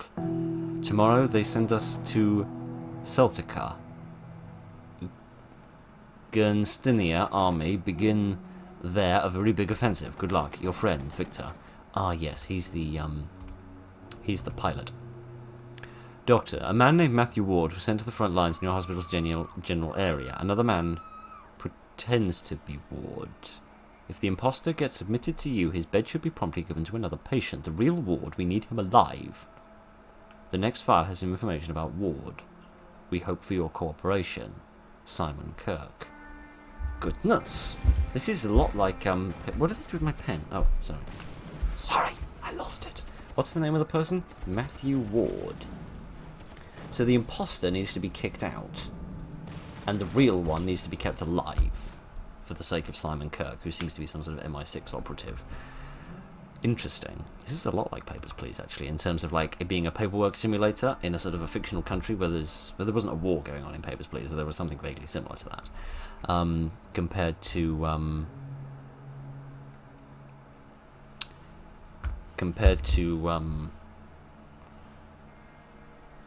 I have no idea. I've totally lost my train of thought because I was thinking about how under the sun I was going to write all this down. The answer to the question is I'm not. I'm going to take a photograph of it. Right then, we have the information about Matthew Ward, so we can use that to compare against the individual that comes in tomorrow and see if they are true or not. Doctor, glad to be in your hospital again. I have a favour to ask of you. Please send a message to the headquarters immediately. Tell them to find Jovan Dunn in the 80th Brigade and give her a rabies shot. Hang on a minute. Who was the one I treated for rabies? That was you. Who? Can somebody go on Google, please, and just check for me whether rabies can be transmitted sexually, because I have a funny feeling that might be what's going on. Right then, or possibly it's something much less serious than that. Leg still hurts. Doctor, please, I beg of you to increase the painkiller dosage. Who was that? Oh, that was you in the ICU. Goodness. I wish I had the power to make that decision. Oh, goodness. How dare you refuse me? Who do you think you are? It doesn't matter who I think I am, mate. It matters who I think you are and who the other people are. And the only thing I care about is how injured you are. I don't give a rat's about whether you're the king or whether you're a peasant. All I care about is how likely you are to die and how seriously you need this medical attention, alright? I have some form of ethics. The only reason you weren't immediately fired is because we don't have that many doctors. However, a staffing reduction order for your hospital has already been sent to HQ, and I will personally ensure that it gets approved. Dear, oh dear, oh dear, what a charming fellow. Oh yeah, I'm not keeping up to date with this, I sincerely apologize. I'm up to date on everything now? No, because weirdly everything's gone all the way back to the beginning. That's annoying. Right then, I reckon we are about finished for one more day. As rough a day as it was. Oh dear, oh dear, oh dear, now I'm only going to have 2 beds. Right then, what happened to you? From an internet forum section dedicated to finding lost relatives in 1998. I am looking for my relative from my grandfather's line. He is Jeremy Lewis, born in 1871. I don't remember him at all. He died when I was 3. But my grandma told me a lot about him. I know that he had 3 sons from different marriages, and they all went through the war, and Grandpa even went to the front lines to find them. They only had a chance to gather together once after the war. Grandma told me that when Grandpa told this story, every time he couldn't hold back the tears. If you have any information, or if this information sounds familiar to you, please get in touch. The story does indeed sound familiar, and my grandfather was also called Jeremy, I think. Was he your biological grandfather, if it's still relevant? No, he was not biological. I was getting really confused about this whole biological thing at the minute, but I didn't realise, of course, they could be a grandfather by, How could they not be? No, wait, how could they not be a biological grandfather? Right, so you've got a person, and they've got two parents, and they've each got two grandparents. You've got you've got four grandparents, and assuming, which I don't think is unreasonable for the time period, that we've got two grandfathers and two grandmothers, they must both be biological, because one of them is the father of your father, and one of them is the father of your mother. Oh, these interruptions. Right, I apologise for that. Right, sorry, we're having a discussion about grandfathers and whether or not they can be biological. How could they not be biological? Because surely one of your grandparents is your father's pet father, and one of them is your mother's father. And isn't he like a grandfather-in-law? Like the grandparents of her husband, maybe? I don't know. Oh, well, never mind. Let's stop bothering about this. And carry on reading, for goodness sake. He was married to my Oh, like a later marriage of your grandmother. That makes more sense. Goodness, if I'd only read another 7 words along, I'd have found the answer to my stupid question. I do sincerely apologise. Dear, oh dear, oh dear, oh dear, oh dear. He married my grandma when my mother was 18, but mother says they were in very good relations, and eventually she even started to call him father. Who is your grandfather? Did he fight in the war? I've sent you an email. Interesting. Well, it doesn't tell me a great deal about the future, but, dear, oh dear, oh dear. Yes, and then Jamie Brooke. I don't remember the surname, but Jamie was definitely the first name of one of the people I treated yesterday. This man, was it? Yes. Yes, indeed. This is the son of the man. Goodness, what a small world. Letter from Susan Brock to Lizzie Dawn. Greetings, Susan. My name is Lizzie. I lived with your ex-husband for the past 2 years. Most likely you already notified of his death, but still I decided to write. He is buried in the Dahl Central Cemetery. I thought that Oliver might want to visit his grave. I know about the complicated nature of your relationship, but please do not blame him. He really did have alcohol problems, but he couldn't cope with the neurological pain otherwise. He was a good man, a complicated one, but still good. He really did love his children. I hope that at least after his death you'll find the strength to forgive him. If you want to contact me, you can write to me at this address. Goodness, that's dark. That's what was being alluded to by the request for higher painkillers, wasn't it? Dear, oh dear, oh dear. Tragic story this family has got. Right then, what happened to Ethan? From the 3rd Alsbridge Police Precinct Crime Scene Report. Identity of the victim, Ethan Mills, born in 1917, private entrepreneur, owner of the Chicken Store restaurant chain. Murder method, 5 shots from a 9mm pistol. Murder weapon not found. Proposed motives, redistributing of spheres of influence among crime organisation related to illegal moonshine sales. Well, that's pleasant, isn't it? When was this? 1964. Why did you have prohibition in 1964, for crying out loud? Never mind. So, he survived the war and went on to found a restaurant chain then. Or at least own it, at least. And somehow we got involved in mob violence. Dear, oh dear, oh dear. That's not very pleasant. Right then, what about you, my friend? What happened to you? From the Criminal Chronicle column of the Lamberg newsletter from 1942. A common quarrel at the 47th Independence Street ended with 2 deaths. Witnesses and investigators of the crime scene described a typical picture. Mr. R, an alcoholic, threw a jealousy-induced tantrum towards his wife, Mrs. A. A fight broke out in which Mrs. A received 3 knife wounds and died on the spot. Mr. R, after resisting the arriving police detachment, died of gunshot wounds on the way to the hospital. Who was he shot by? Is this... Yes. No, this isn't you. No, this isn't you, because you're Mr. W. You wouldn't be Mr. R. This doesn't seem to bear any relation to this. Unless Richard shot him for killing his wife. There's interesting things going on there. Right then. What happened to the, What exactly happened to the douchebag in chief, precisely? From the introduction of the book The Truth About Connor Adams, written by Isaac Underwood in 2003.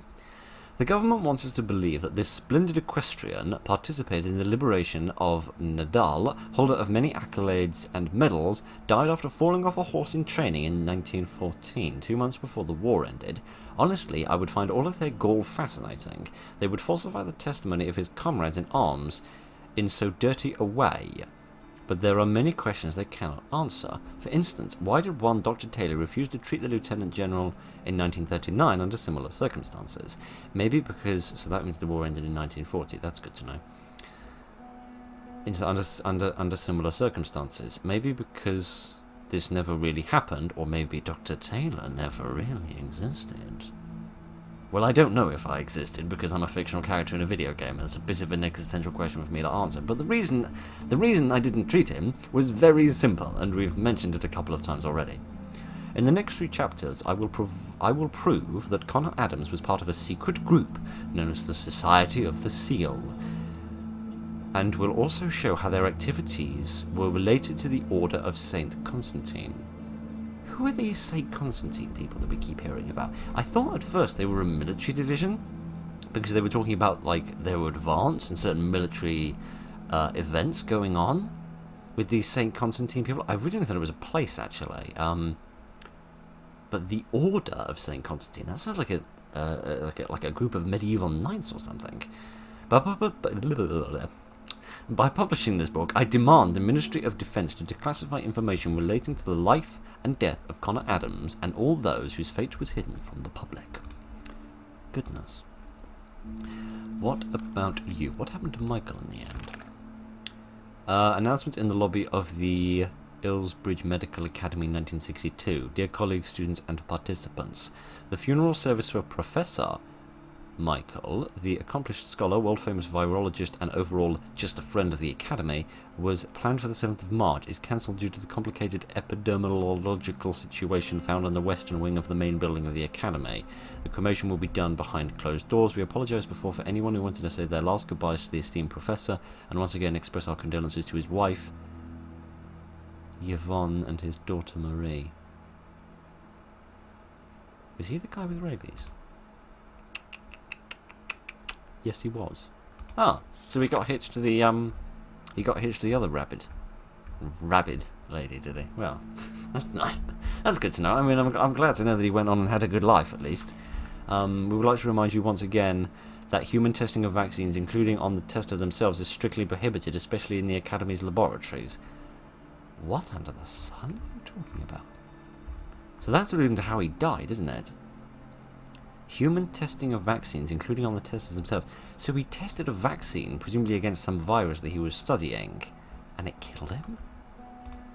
Goodness. Either that or he just wasn't effective enough in order to save him, which to me seems a bit more likely. Yes, because he must have injected himself with the vaccine and then infected himself with the disease in order to see whether he'd be protected, and presumably he wasn't. Right then. Oh no, we read this one before, didn't we? That was about the alcoholism following the injury.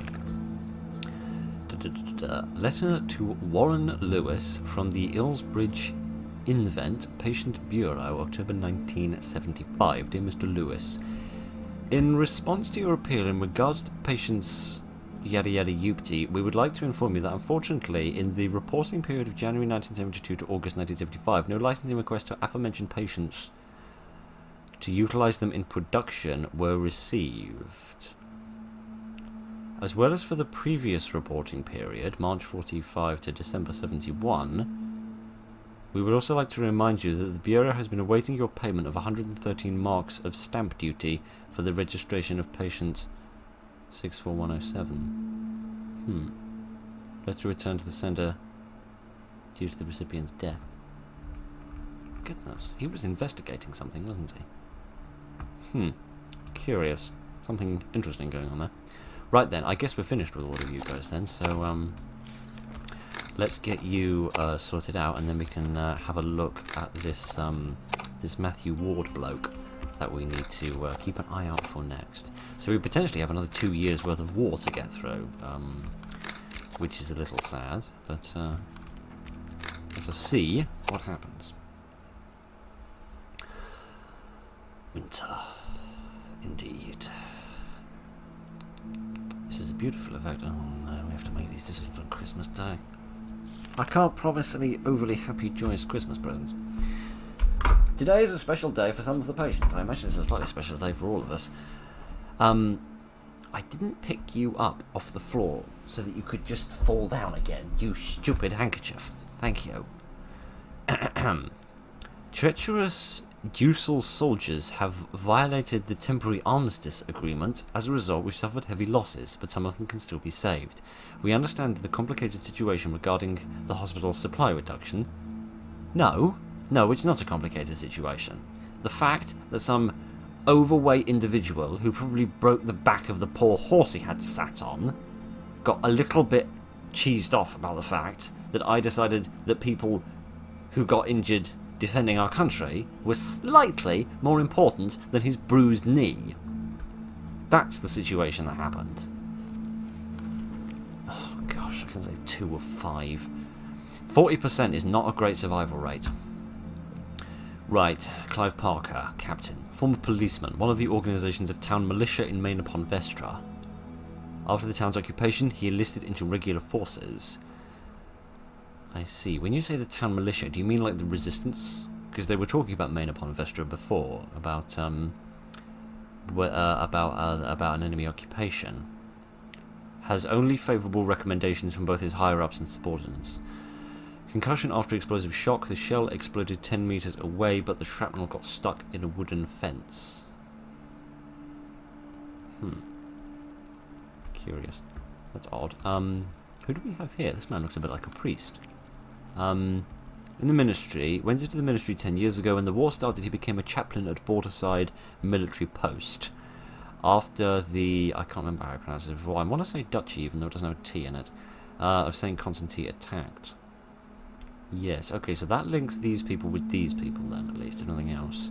He was moved to the reserve brigade. What's wrong with him? Lost consciousness during sermon, supposedly due to exhaustion. Before the sermon, he spent more than an entire day talking to the injured after battle. Well, he certainly seems like a good egg, but I'm not convinced he needs anything more than a glass of water and a sit down. You, on the other hand, look like you might need a bit more. Hang on a minute, who's the Matthew Ward bloke? Have we had a Matthew yet? You were Clive. You're Martin. You're Daniel. You're potentially Matthew Ward. Right, so we're going to investigate you with a bit of exactitude in a minute. Daniel White, famous opera singer. I was just thinking when I looked at him, he looks a bit like Freddie Mercury, you know. I was just thinking that, even though obviously Freddie Mercury had as much to do with opera as I have to do with the banjo, but never mind. Voice of the Republic, claims to have taken part in a series of frontline concerts together with a military band to raise morale. Rumours claim that the real motive is to cleanse his reputation. Lost both legs as a result of artillery shelling during a Christmas concert. Kitty, oh, it's dark. Man alive. I guess that's what happens when an armistice gets violated. What about you, my friend? Patrick Sterling Jr. We didn't have a Patrick Sterling before, did we? Reserve officer drafted into army when war started. From testimony of colleagues, he is quiet and modest. However, he has displayed valour on the battlefield many times. As a result of that, he has a scar. He didn't get any awards, though. Gunshot wound went to the stomach received during battle. Colleagues claim that he continued to fight while wounded until he lost consciousness. He certainly seems like a good soldier. Right then, at the moment, I'm erring on the side of you. And we'll come back to you in a minute. Actually, no, I have to decide about you first, don't I? Because I first have to identify whether you're real or not. A distinguished soldier says that his attitude towards service changed after he tried to escape from a unit at the start of the war. Says that his attitude towards service changed after he tried to escape from his unit at the start of the war. So he felt good about being a soldier until he was asked to be a soldier, and then he stopped being convinced. Right. Received 2 gunshot wounds in combat, one in the leg and one in the stomach. Claims that rifle jammed mid-battle. Same rifle he used to set a brigade record in the shooting range the day before. Curious. Let me see. Where was the letter from? What the hell? Why do I have this? I shouldn't have that yet. Surely I should get that at the end of the day. I don't want to read that yet. I want to look back at this. Where's this thing? Not that, this. The real ward, we need him alive. If the imposter gets admitted to you, his bed should probably be given to another patient. Right, so not definitely, but probably. Alright then, let's get some information about him and see if we can identify who's who. Let me see. Where's my, I'm not doing good at operating my phone today, am I? Right then, let me see. Let's actually start with the, scoot away. Let's actually start with the information. Right, Matthew Ward. Is it spelled correctly? Yes. Second Lieutenant? Yes. Sniper in 45th Brigade. Well, it is a brigade, and we do know that he is a good, he is a gunman.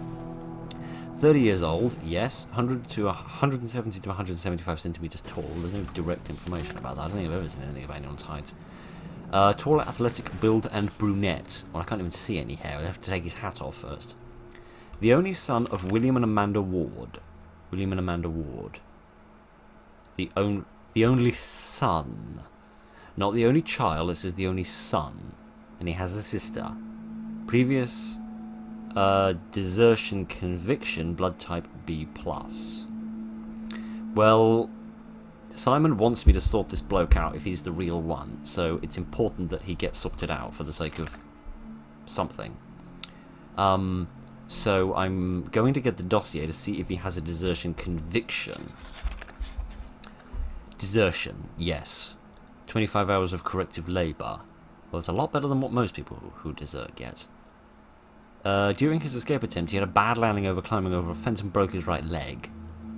Well, if he was sentenced, he was presumably found convicted. Now we need to check his blood type, really, if we can. Oh, no.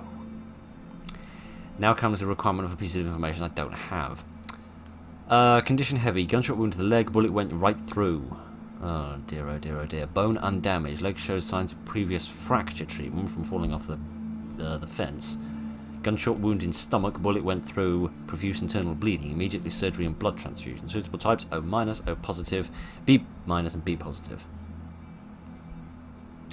Now, that's a clue as to what his blood type is. Which means he has a blood type, which means he can accept a transfusion from these 4 types. Now, if I remember correctly, if I remember correctly, and I don't think that I do, if you have a positive, you can have positive or negative. But if you've got negative, you can only take negative. And O is the sort of the general one that everyone can take, but I'm not convinced about that, so I'm going to see if I can find a chart that helps me. Give me a moment. Alright, here is a good one. Oh, from Statista as well, which is a site I use all the time at university, so that's good. So he has blood type B, so according to Statista, the recipient, if they have blood type B, can accept from O-, O positive, B-, and B positive. Which means that everything that I'm looking at seems supportive of him being true, right? Because we've got evidence that he's been convicted of desertion. So why under the sun the secret agency want him, I don't know. He is 30 years old, he is in the 45th Brigade, he does have the right name and the right rank, he is the only son, and he seemingly has the right blood type. So, for the sake of... I mean, he does have a very serious medical problem that clearly needs to be sorted out. So, for the sake of the serious medical problem, and for the sake of the fact that, the secret agency seems to need him, I'm going to approve him, which means I now have to decide of these 4 who is going to survive. Dear, oh dear, oh dear. Okay then, I've got 4 requests that I can make. How many bits of information do I need? You have a dossier, which is curious. You don't need treatment. I'm sorry, mate, but you don't need treatment. You just need to sit down and a cup of tea. So, you have a cup of tea, and we're going to think about the other 3, because we have to be strict about this. Alright, you have a concussion from an explosion. You're the one that's lost your legs. Lost both legs as a result of... So that's the thing that's happened today, then. Goodness. So that is quite a serious situation, then. Gunshot wound to the stomach. Continued to fire until he lost consciousness. How serious? Heavy condition, bleeding stopped, bullet is still inside, internal organs damaged. Well, that is a very serious situation, isn't it? Could I get everything, actually? Because I can get the medical report and the dossier off you. And no, I have to give up one thing. Alright. I think we're going to go for both the medical records and one of the dossiers. I don't know what interesting information will be included in your dossier, because there doesn't seem anything suspicious about you. So I'm going to go for the dossier on this guy, because I'm a little bit curious about what it is, for no other reason than being a fellow vocalist. So, what's going on here? Well, you're not getting treatment. Case closed due to lack of evidence. Well, now we're in a pickle. Do we refuse him treatment because of an accusation that we don't have evidence for, or do we dear,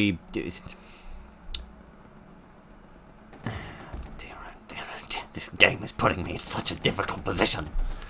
Right, let's distract ourselves by reading about something else. Moderately grave condition. Hospitalization required. Well, there we are then. You two both seem very serious, and I have to pick one of you, which is a very serious problem. I mean, your bleeding has stopped, and your internal organs are damaged. Your internal organs are damaged. You say the hospitalization is required. Oh, goodness. You both should survive, even if that evil, fat, horse-riding dunce hadn't been in my way. I could save both of you. Oh dear. What's your dossier? Maybe that'll help me decide. Police department officer. Yes. Detective since 1934. In a case about illegal medicinal drug trafficking, court pronounced the defendant guilty. Case closed. In a case about foreign alcohol smuggling, court pronounced 5 out of 7 defendants guilty. Interesting. Illegal alcohol smuggling. That doesn't seem connected. I mean, it seems connected in the sense that it's illegal alcohol to that thing we were reading about before, where the owner of the chicken restaurant was being killed by the mafia over the moonshine smuggling. But that seemed a lot more like prohibition rather than smuggling. Sort of smuggling foreign goods into the country. Oh dear. I really don't know what to do. I really don't know. I have decided that you're not getting treatment for numerous reasons. Not because of the accusation which hasn't been proven, because you are innocent until proven guilty. But at the same time, as awful as this is to say, as a fellow vocalist, I think I have to choose the soldier over the singer. Dear. Widowed. That doesn't make it any easier. Doesn't make it any harder, but it doesn't make it easier either.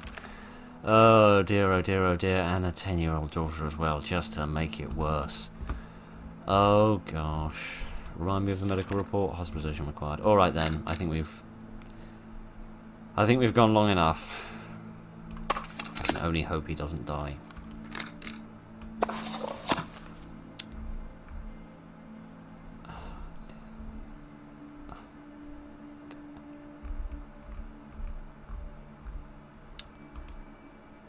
Today, the sides have broken the armistice. HQ claims that ducal forces were the first to strike. There are rumours among the soldiers that the celebratory concert was shelled from our side.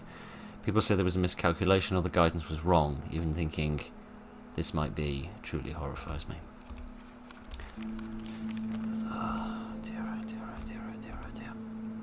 Hello, Robert. I write this letter in advance to make it in time for Christmas. Here, it is a big family holiday, and I think congratulations will not spoil your mood, even if you did not celebrate. I was happy to learn your brother is alright. He was lucky to appear in your hospital. Celtica is very warm, with very tasty wine. I recommend you come here when the war is over. Come with brothers. We succeed in pushback against Guernston Empire, but ally forces, almost exhausted, and our forces too far away, cannot allow enemy to come to... Okay, so this is a place. That answers one thing at least. I think that's the place that had the race in it, if I remember correctly. Let us not talk about sad things. Write if you celebrate Christmas and how it happens. Your friend, Victor. I like Victor. Victor's a nice man. Alright then. And here's this. Indeed. Any, goodness, I don't want to read that. We didn't get any word from the secret agents, but,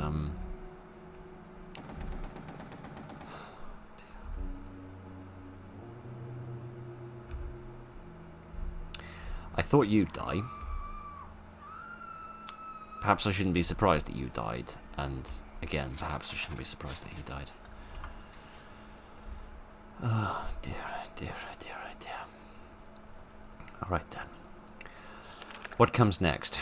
Today there was a fire in the military warehouse in the 48th Reserve Brigade. Burn victims have been going into nearby hospitals the entire day. The fire hasn't been extinguished yet, so we are afraid there will be more victims. We have information that one of the patients has knowledge of what happened. Oh good, because that isn't going to simplify things in the slightest. I still only have 2 frickin' beds. No additional letters from this. Nobody should know what happened at the warehouse. Just don't treat the survivors and let them die from the burns. Save yourself. Taylor. Good, because that doesn't make things any easier, does it?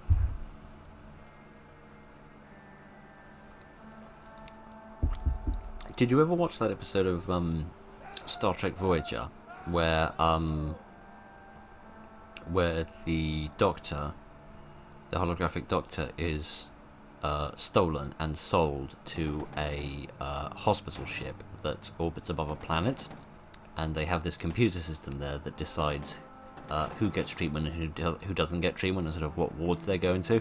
And it's if you haven't seen it, it's a horrible story because the computer decides based upon like people's economic value as to what they can contribute to the economy in order to triage people and decide who should get what. I'm beginning to get the horrible impression that I'm ending up in the same sort of situation myself. Right then. Patricia. Yes. Moved to Illsbridge when she was 3. 3 months after she graduated the military academy, the war started. Claims to have information about the fire. First-degree burns of carbon monoxide asphyxiation. Took part in fire extinguishing. Well, she claims to have information, but there's no guarantee that she does. Theodore Hamilton, who does not have a haircut appropriate to 1940, but never, or 1941, I suppose it is now. Former construction worker, took part in rubble clearing operations after the Illsbridge bombing of 1937. Claims that he knows who started the fire. First and second degree burns, carbon monoxide asphyxiation, was one of the first to notice the fire and raise the alarm. Oh no, not you again.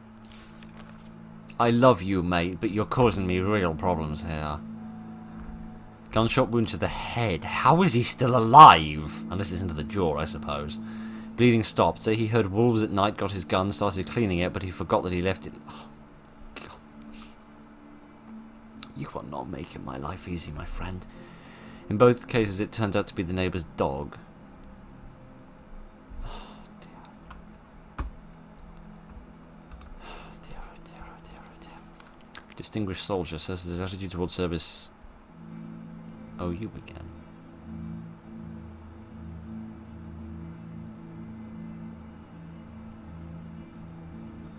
You again. Is there anything here which isn't... anything here which might imply he's the wrong one? William and Amanda Ward. Yes, again, that's the same information that we had before. Again, he's still the right age. Still the right rank and name and brigade. Poisoning with an unknown substance. Symptoms of nausea, fever and vertigo. Suspected concussion. Claims that there was an attempt at his life. An unknown assailant hit him on the head while he was unconscious and injected him with an unknown substance. I'm going to get more information about this guy again because I'm curious to see if there's anything in here. Condition stable. Signs of things are beginning to add up now. I'll come back to that in a moment. Signs of concussion not found. Eyesight problems were detected, which however were not caused by head injury. Blood tests found signs of poison. Is that to do with the hemoglobin in the blood, perhaps? To stop it from carrying the oxygen so that they die? Perhaps that's how it works. Also signs of, I have no idea what this is, not typical of a patient's blood type being B positive. Identifying the poison will take no less than 2 days. Until then, internal hospitalization observation, if I could learn to speak, is required. Goodness. Goodness, goodness, goodness. So, what I'm wondering about is whether the secret agency has poisoned this man because they know he's the imposter, because he doesn't have the right blood type, for example. So they're trying to get rid of him. And they're saying, oh, you should probably give his bed to someone else, because if I do treat him, he may survive, and that will totally foil their attempts to get rid of him. If I refuse him, that will give the poison time to work, and then he'll die, and then there's... I don't know why I'm throwing my lot in with the secret agency. I should emphasize that right from the beginning. He might be like an imposter running for a secret agency of the bad guys instead of the good guys, right? That's entirely possible. But I'm just rolling with it at the time being. Yes, this is the same information as before, which doesn't really help me. Right then, well, I've made the decision to refuse you because I believe you to be the imposter. What else do we have here? What? We don't know who this is. Also, again, I'm probably going to offend somebody by saying this, but, that doesn't look like a woman to me. But again, you know... Again, I'm sorry, I've offended more people again, I sincerely apologise for that. Was found unconscious near the hostile HQ doing an offensive in an unidentified uniform.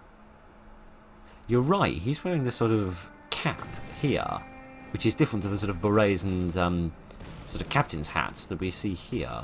This reminds me more of like a style of Japanese officer from World War II. Obviously, it's all fictional countries, but that's what it reminds me of. Multiple injuries to limb and torso. Well, we'll come back to you. So... Oh dear, oh dear, oh dear. No, we won't come back to you, actually. Well, hang on a minute. I want to check this first, but she's going to say unknown and everything. Single. How do you know that? If you don't even know his name, or if you don't even know her name, how under the sun are you going to know that they're not hitched? Moderately grave condition. Shrapnel wounds on both arms. Right radius fractured. Multiple bruises on torso, presumably from blast wave and falling. No bleeding. Patient still unconscious. I'm erring on the side of them being an enemy. But if they're in an unidentified uniform, if they were just the enemy, we'd recognise the uniform.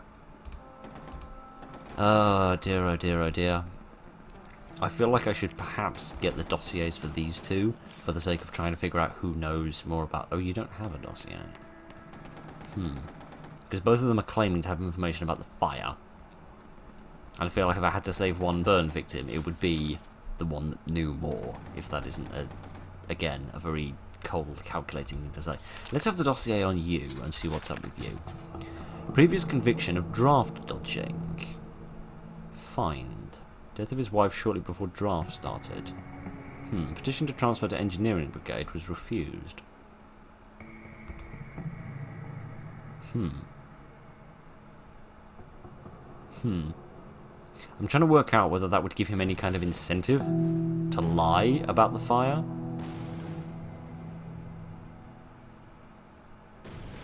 I can't think of a reason why. Why would that suit his benefits? Because he wants to transfer to the engineering brigade, or at least he did 3 years ago, which was failed. And he clearly doesn't want to be in the war because he dodged the draft.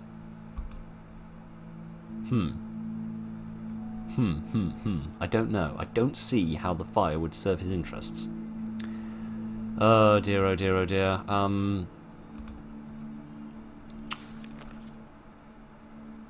I've come to the sorry conclusion that I have no idea who you are, and I have to prioritise our troops rather than the troops of people I don't know. I don't even know what nation you're from. So I'm very sorry about that, but you're going to have to vanish into thin air. Now we have to decide what's going on with you two. Do I save them both and guarantee that we get the information about the fire? Oh dear, oh dear, oh dear. Bleeding stopped. How? I mean, the thing is, right, he must be alright. Because he must have shot himself in his own home. So, he managed to get here, explain his situation,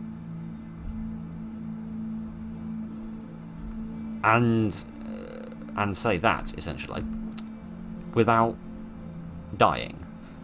So he hasn't, like, taken a bullet to the frontal lobe. Oh dear, oh dear, oh dear, oh dear, oh dear.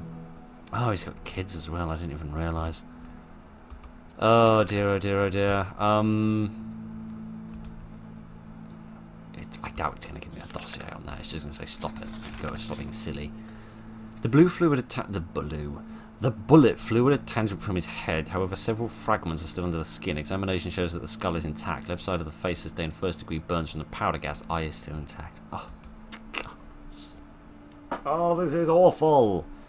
This is awful, because I feel like both of you guys need to be sorted out. You've got first and second degree burns, and so have you. You only have first degree burns. I don't know what's worse. What's worse, first or second degree burns? Yeah, I know I was Googling in a video of my life before. Let me check that. A first degree burn involves only the epidermis, which is the most superficial layer of skin. Second degree burns are more serious and penetrate through the epidermis to involve the next layer of skin, known as the dermis. I see. So it's like layers. It's like first is like surface layer, and then it's like deeper and deeper layers in. I see. So the second bloke has more serious injuries then. Oh dear, I can only get a medical examination on one of you. For the sake of my suspicions about you, I'm going to get the medical examination on you. Second degree burns on right hand, left hand, forearm and shoulder. First degree burns on right arm, left thigh and side. Hospitalization required. Oh dear. The horrible thing is I feel like John can wait. But then I've also got this. Oh, gosh, so hard. I don't know what to do. I don't know what to say. He's got kids as well. Of course he's got kids. For goodness sake. Kids and a dead wife. Crying out loud. This isn't easy. I don't even know who these mysterious letters are from. That's the same letter that sent me... It's similar to that one, but it's not him. It's the same as the letter I got in the very beginning, isn't it? It's this one. I don't know who these are from is the problem. If I knew that, I'd be able to make better decisions. Oh dear, oh dear, oh dear. Right, I have decided that I'm going to treat both of the patients that have been burned. Unfortunately, I must... Oh dear, oh dear, oh dear. Tell me he's alright.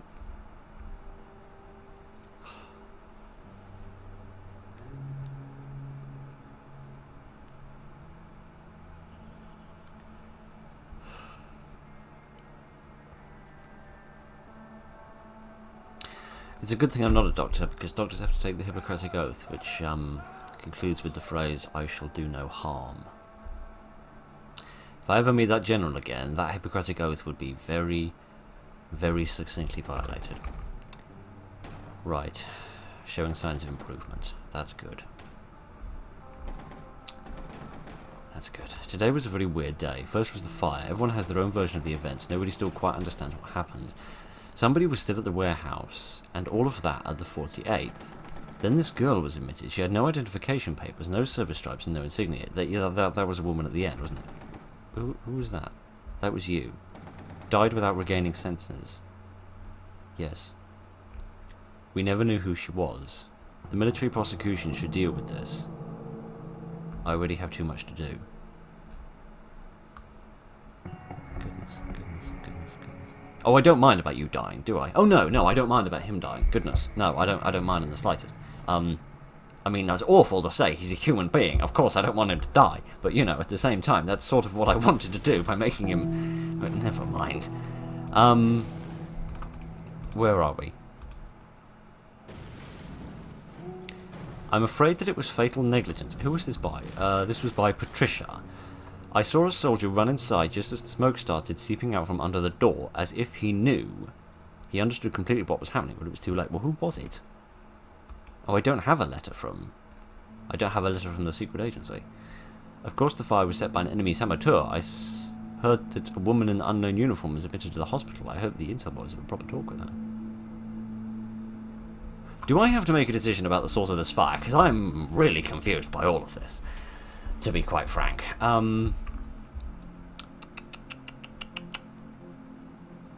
Interesting. Interesting. Because what he's saying seems to mostly be hearsay. It's like, I heard there was a woman in a strange uniform admitted to the hospital. Yes, that's true. Heard the intel boys have a proper talk with her. Can't. She's dead. I feel like her information seems a bit more reasonable, if you ask me, rather than anything else. I mean, if you could tell us who that person was, that would be helpful. Because there's a weird sneaking suspicion in the back of my brain that says it's this man here. But we don't know that.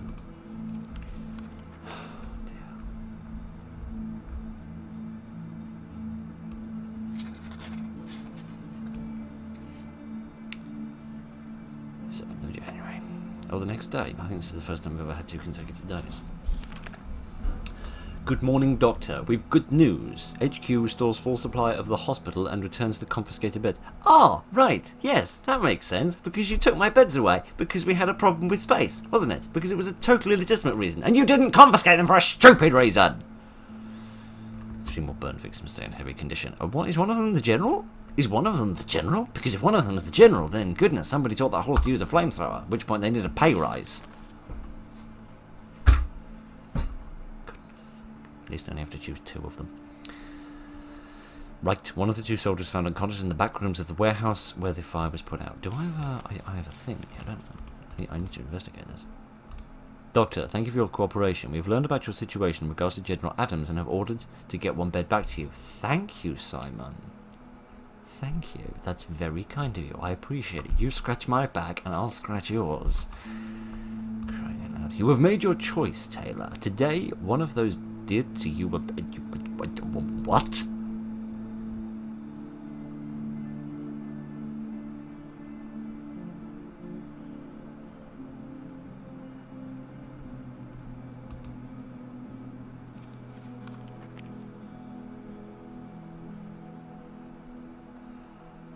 Oh dear. Oh dear. So it would appear that the writer of these little post-its is a rather nefarious figure.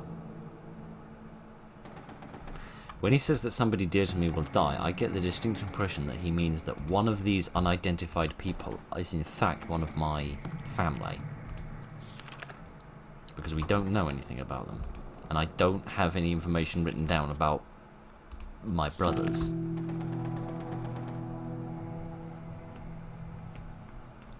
That's strange. That one's written differently. Curious. Alright, let's read these and see what we find. One of the 2 soldiers found unconscious in the back rooms of the warehouse after the fire was put out. Identification impossible due to burn scars. 3rd degree burns, unconscious due to carbon monoxide poisoning. So 3rd degree, that's going to be the worst form after what we read before. 2nd soldier that was found unconscious in the remote premise of the warehouse after fire extinguishing. Cannot be recognised due to burns. Fragments of the uniform indicate the rank of Lance Corporal. Yes, in the same situation. Was one of my family members a Lance Corporal? I don't know. I don't remember. Oh, goodness under the sun. How do I pronounce that? Hiram... Oh, goodness sake. I can't even begin to guess. That looks a bit like Hiram. But Hiramus? We're rolling with Hiramus. Former citizen of this place that we're also not going to try and pronounce for the sake of insulting people. Dedicated 4 years of his life to military service in the IRG. No, that's the Independent Republic of Guard, isn't it? That's. I thought that reminded me of the KGB at first. So my brain jumped to like an abbreviation of a like FBI organization type thing. He was drafted once again once war started. 1st and 2nd degree burns, carbon monoxide asphyxiation states that he was ambushed while clearing out the rubble in distant parts of the warehouse. Why were you clearing out the rubble while the fire was still going on? Who do we have here? We have Ken, one of the internationalist volunteers. Before the war, he was an exchange student in the Nadal Technical University. He claims not to remember how he got to the front lines. He organised a booze night with his classmates on occasion of them being drafted and woke up the next morning in a truck carrying him to a military post. Multiple shrapnel wounds from blowing up on a mine. Went on a mission with his squad mates through underground tunnels left behind by retreating enemy. Yes, if there's one thing I've learned about war, it's that you don't run after people who are running away, because they've probably left a mine behind them. One of the tunnels turned out to be rigged with explosives, went almost 2 kilometers on foot in a state of shock until he met the Allied troops. Giddy, that's... I'm impressed you walked that far, mate. I'd struggle to walk that far with a bag of shopping, let alone with a mine injury. Lawrence Conroy. Random people just don't get into the penal battalion for no reason, but he of course says that he was sentenced unjustly. Since then he often takes part in frontline operations. The penal battalion? Is that like a battalion of criminals? You've committed a crime and now your punishment is to be sent to war. Well, that's certainly an interesting crime deterrent. Shrapnel wounds from shell explosion during combat. He was hiding under the remains of a blown-up tank. Goodness, everyone's in serious condition. I can't refuse anybody purely off the sake of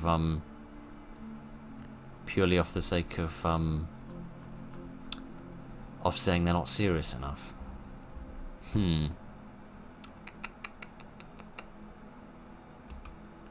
very strange.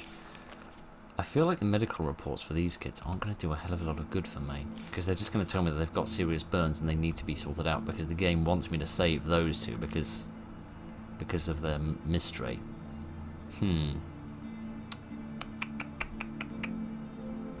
What about the dossier? Any additional information on you that might help with the fire? Refugee passport issued in 1924. Reasoning of political persecution. Passport of an independent citizen issued in 1929. Interesting. So he came from somewhere else. He came from somewhere else. He says former citizen right in front of your eyes. Freaking twit. I do sincerely apologize. Alright, well that didn't tell us a great deal then.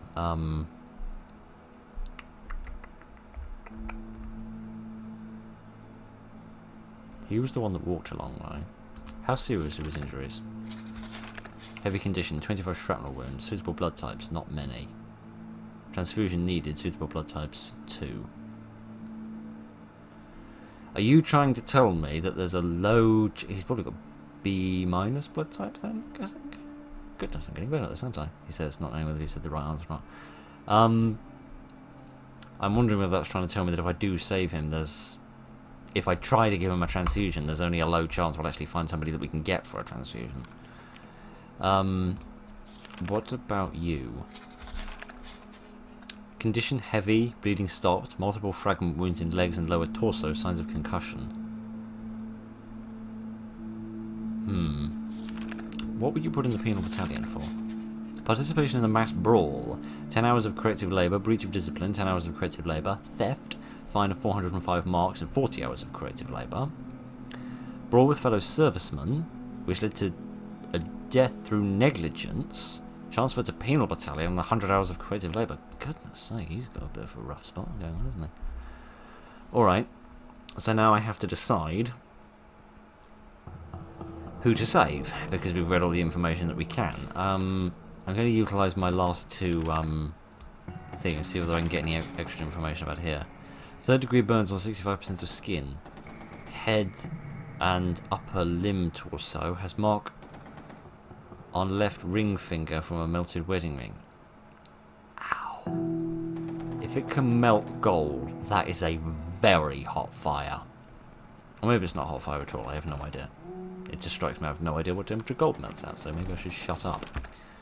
So that's trying to tell me that that person was married. And I don't know which of my family members are married. 3rd degree burns on 50% of the skin, head and both hands, lower torso, lower limbs, needs blood transfusion. Oh dear. He must have AB negative then.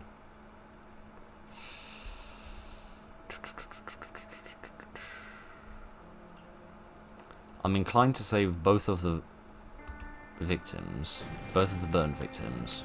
If I did that, who would I save then? There's you, who also has some burns, but not massively serious ones. There's you with the shrapnel wounds that walked 2 kilometers. And then there's you. I think I'm going to go with you.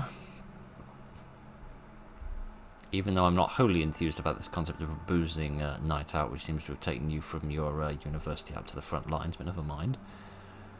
No, I am going with these two. I'm definitely going to save these two as best I can, at least. They're probably still going to both die, because that's just the kind of luck I have in this accursed workplace. Oh dear, oh dear, oh dear. States that he was ambushed. Then if he survived, he could give us more information.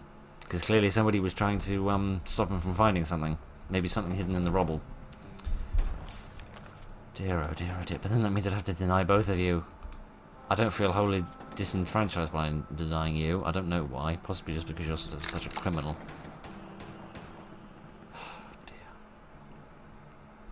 I mean, I don't want to look at this and say that this is a sign of cowardice in the battlefield, and I shouldn't criticize a person for hiding in a battlefield, because goodness knows if I was even mugged, I'd probably cry. Dear, oh dear, oh dear. I mean, it's a good game in terms of the things it's making me feel and the things it's making me think. Goodness, goodness, goodness.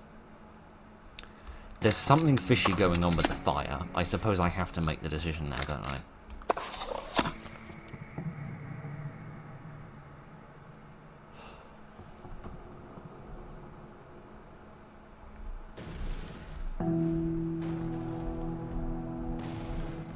20% survival rate. Well done, Phil. Died during surgery.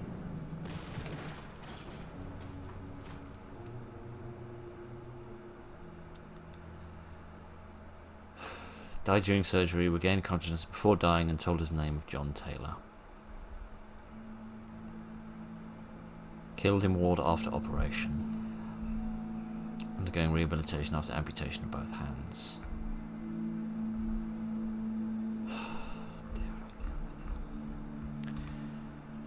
7th of January. We had the first victims of the fire admitted today. John was among them. Nobody could identify him because of the burns, but he woke up during the operation and told us his name. He died.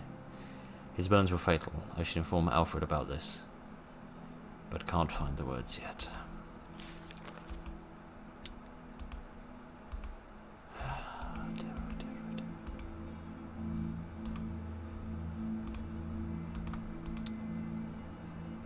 Thank you, Doctor. I so often encounter prejudice because of my last name, so I didn't hope to receive help here, especially in the current conditions. Thank you. What? Oh, that's you. Oh. Silly thing is, that didn't even cross my mind. Well, you're very welcome. I just wish the others had been as fortunate. Now that's strange because this note made me think, right, like what went through my mind when I read this is that 3 people that Dr. Taylor cared about, I've also just realised he used to work with 2 Taylors, and one of them was in fact a Dr. Taylor. That's a bizarre coincidence. I can't believe it's taken me all these hours to figure that out, but never mind. I thought the idea was that 3 people that the doctor cared about, or maybe even 4 people that the doctor cared about, would be in the ward, and they'd only be able to save some of them. But in reality, even trying to save the people who were connected to me wasn't good enough, because it seems like there was no way I could have saved John. And this man seems related to this, because he was killed in his ward. He didn't die of his injuries. He presumably went through the operation successfully, but was then killed afterwards. Yeah, not a good day. I don't know how doctors go through this. Honorary guest, pen friend in Game of Spies. Interesting. I don't know how doctors go through this. Bad luck streak. You are telling me. Dear, oh dear, oh dear. I can't imagine the kind of trauma that doctors go through trying to triage people in these situations. Victor. Ah, my friend. Report based on personal correspondence between Victor and Robert Taylor Jr. That's me, isn't it? After hospital treatment, Victor continued his service in the Air Force and held the rank of second lieutenant when the war ended. Victor and Robert became pen pals, and they sent postcards, exchanged news and congratulations on different occasions, but had no opportunity to meet. 3 years after the war ended, Victor stopped responding to letters. The Ministry of Foreign Affairs refused to provide any details about the fate of Victor. Well, that's a bit suspicious. I don't like the sound of that. Oh dear, oh dear, oh dear. Oh, this was the woman. I don't know. What happened to this woman? Did she die or not? Can I see the... where do I see, like, the patient records on certain days? Who is this? Eleanor Brown. Eleanor Brown, where are you? Goodness, this was a long time ago. Where are you? Oh, that's because I'm looking at the name Eleanor. It's not there. No, she did survive. She did survive. So what happened? Or at least she survived me, at least, nothing else. Personal letter to her son. Dear Eli, you turn 18 today, you're all grown up now, and I hope your father won't forget to give you this letter when the time comes. The investigator is sure that the assailant died on the front lines or soon after. It has been 4 years after, so the case will be closed soon, and with it, the state funding of my therapy. However, Dr. Phillips says that I am getting better and will soon be able to visit you. Love, Sarah. The assailant. That must be the person who assaulted her. They died on the front lines or soon after.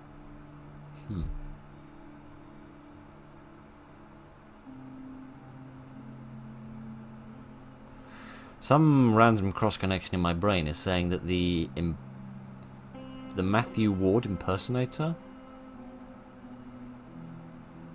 maybe was the person that assaulted her. I don't know why, because I've no evidence to come to that conclusion.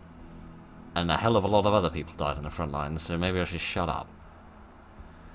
What about you, my friend? What happened to you? Sign on a memorial statue in the Independence Square in Maine-upon-Vestra. Memorial installed in 1959 by grateful townspeople of Maine-upon-Vestra in memorandum of Clive Parker, mayor from 1948 to 1958 on the anniversary of his death. May every mayor strive to be like Mayor Parker. What a nice man. What a nice man. Matthew Ward. Excerpts from the article Matthew Ward, Sniper and Huntsman from the Hunting on the Guardian Rapids. I can't say I was just an ordinary soldier. I came there entirely unprepared and even tried escaping from my unit. Unfortunately, I broke my leg while escaping and spent several weeks in the hospitals with soldiers who actually took part in battle. This influenced me greatly and later found my calling in marksmanship and became the best marksman in the brigade. Then weird times began. People started confusing me for someone else, ascribing to me things I didn't do. Sometime later, suspicious people from the 6th and 7th Brigade started asking questions about me. I started to develop paranoia. I felt as if I was being followed everywhere. Rumours started spreading that I was a hostile agent or a traitor. Once during combat, I received 2 gunshot wounds because my rifle suddenly jammed.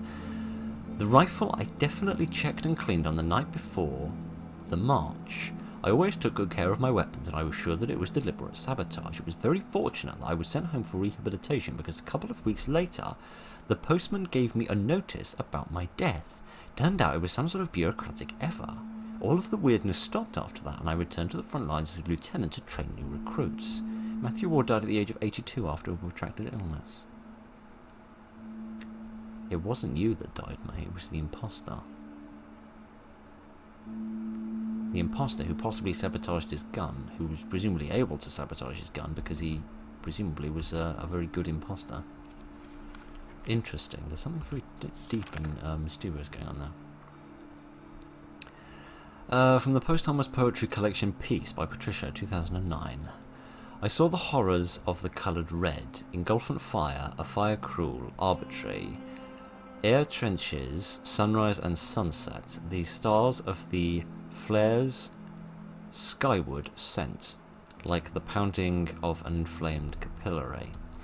I smelt the bitter, smoky campfires, and the quietly bubbling stew, and the houses burnt, and in piles, the stores and barracks and fighters, their smoke that the lungs have accrued. And sounds I heard and memorized them all, some downright booming and a blunder, the crackling logs and voices and of bones, and metal getting torn asunder, and no rhyme and no reason occurs. Right, I must sincerely apologise for this word. I must also sincerely apologise for this word, possibly one or two others in there that I haven't seen before, and tried to come up with pronunciations on the fly. I apologise for that. But at least she survived a good time, though clearly she came out with a hell of a lot of trauma. Notice, your father, Lieutenant Theodore Hamilton, born in Ilsbridge, on the 9th of January 1940, fighting for the independent Republic of Guard, loyal to the military oath, displaying valour, heroism, died in battle at the River Vestra. This notification is a valid document for a pension request. Oh dear, was that sent to his son, perhaps? What about you, my friend? From the law section of the Republic newspaper from 30th of August 1970. Yesterday, the Parliament passed the amendments on the law on refugees in third reading, as well as the accompanying amendments to the Labour Code, which are directed at simplifying the procedure of employing refugees, stateless persons, and temporarily displaced persons. Particularly, they make equal the rights and responsibilities of refugees and guardian citizens in the sphere of employment. We would like to remind you that the initiator and one of the authors of the first draft of the amendment, who is also the founder of the Shield Advocacy Organisation, died in May after a protracted illness. Well, that's very sad, and I apologise for my upbeat tone during this, but I thought they were going to say that, I was proud of him for putting forward this Equal Opportunities Act, which is an excellent thing. I'm just a bit sad to hear that he's dead. Well then, that was a lot of information to take on board all at once, wasn't it? It's such a fascinating dynamic, sort of seeing the here and now, but also seeing the future, as it were. We're not just seeing the war, we're also seeing the ramifications much later, which must be probably in the 2000s, or maybe even the 2010s, by how late some of the correspondence that we read is. Oh, epilogue. Oh, right. Is this like the ending? Have I completed the game? What have I found out? Oh, we come back to the brothers. Of course. This is a little loud, but never mind, much louder than everything else we have. Biographic study report. Subject of John Taylor, Lauren Taylor, ordering party, by me, presumably. John Taylor graduated the Guard National University majoring in literature and worked as an editor in a publishing house. Lorene Taylor, Fry, presumably that's her maiden name, graduated the Guard National University majoring in economics and finance and worked as an auditor for Simmons & Ten. John and Lauren were engaged in 1930.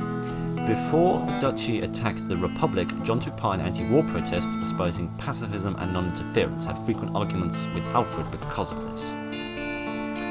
Was the last of the brothers to go to war. As his former colleagues attest, he went to war to find out He went to war to find out what it is that makes men do war. He never took part in fighting due to his personal principles. I'm surprised he was given a choice, frankly. In 1938, was caught in a fire at the military warehouse in the 48th Reserve Brigade and was delivered to the hospital where his brother John Robert Taylor was stationed. Before dying, he regained consciousness and told his name. Lorraine was pregnant at the time. In 1939, she gave birth to a son, whom she named John Taylor Jr. after his father. He was made redundant in 1951, but was reinstated after a court battle. In 1952, she became the head of her department. In 1960, she became the head of one of the company's offices in the capital. Well, she seems to have done alright for herself.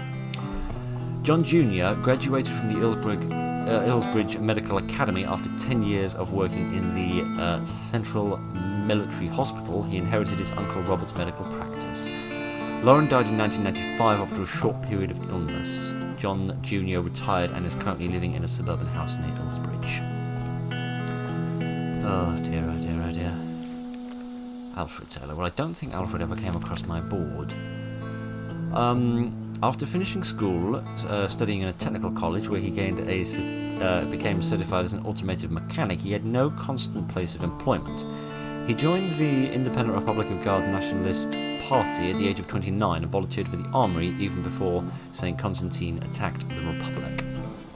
He had a meteoric rise in the ranks during the war, taking part in the liberation of Nadal and received corresponding award.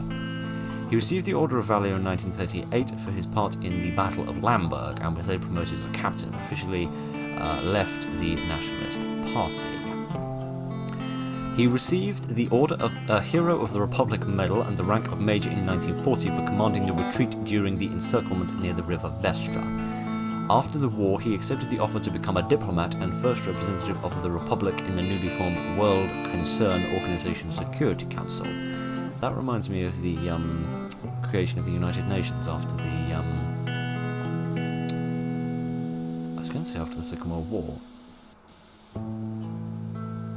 Now another part of me says that the United Nations weren't signed after the Second War. No, they were signed after the Second World War. It was the League of Nations that came after the First World War. That's what I was getting confused with. I sincerely apologise.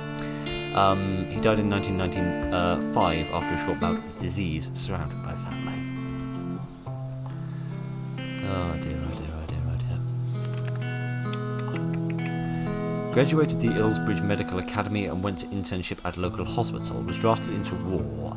Was assigned 1st Medical Brigade deployment at capital city, 3 years later being transferred to the 3rd Medical Brigade of his own volition. After the war, he returned to Illsbridge, where he started a private medical practice and took active part in his nephew's upbringing and helped John Taylor's widow.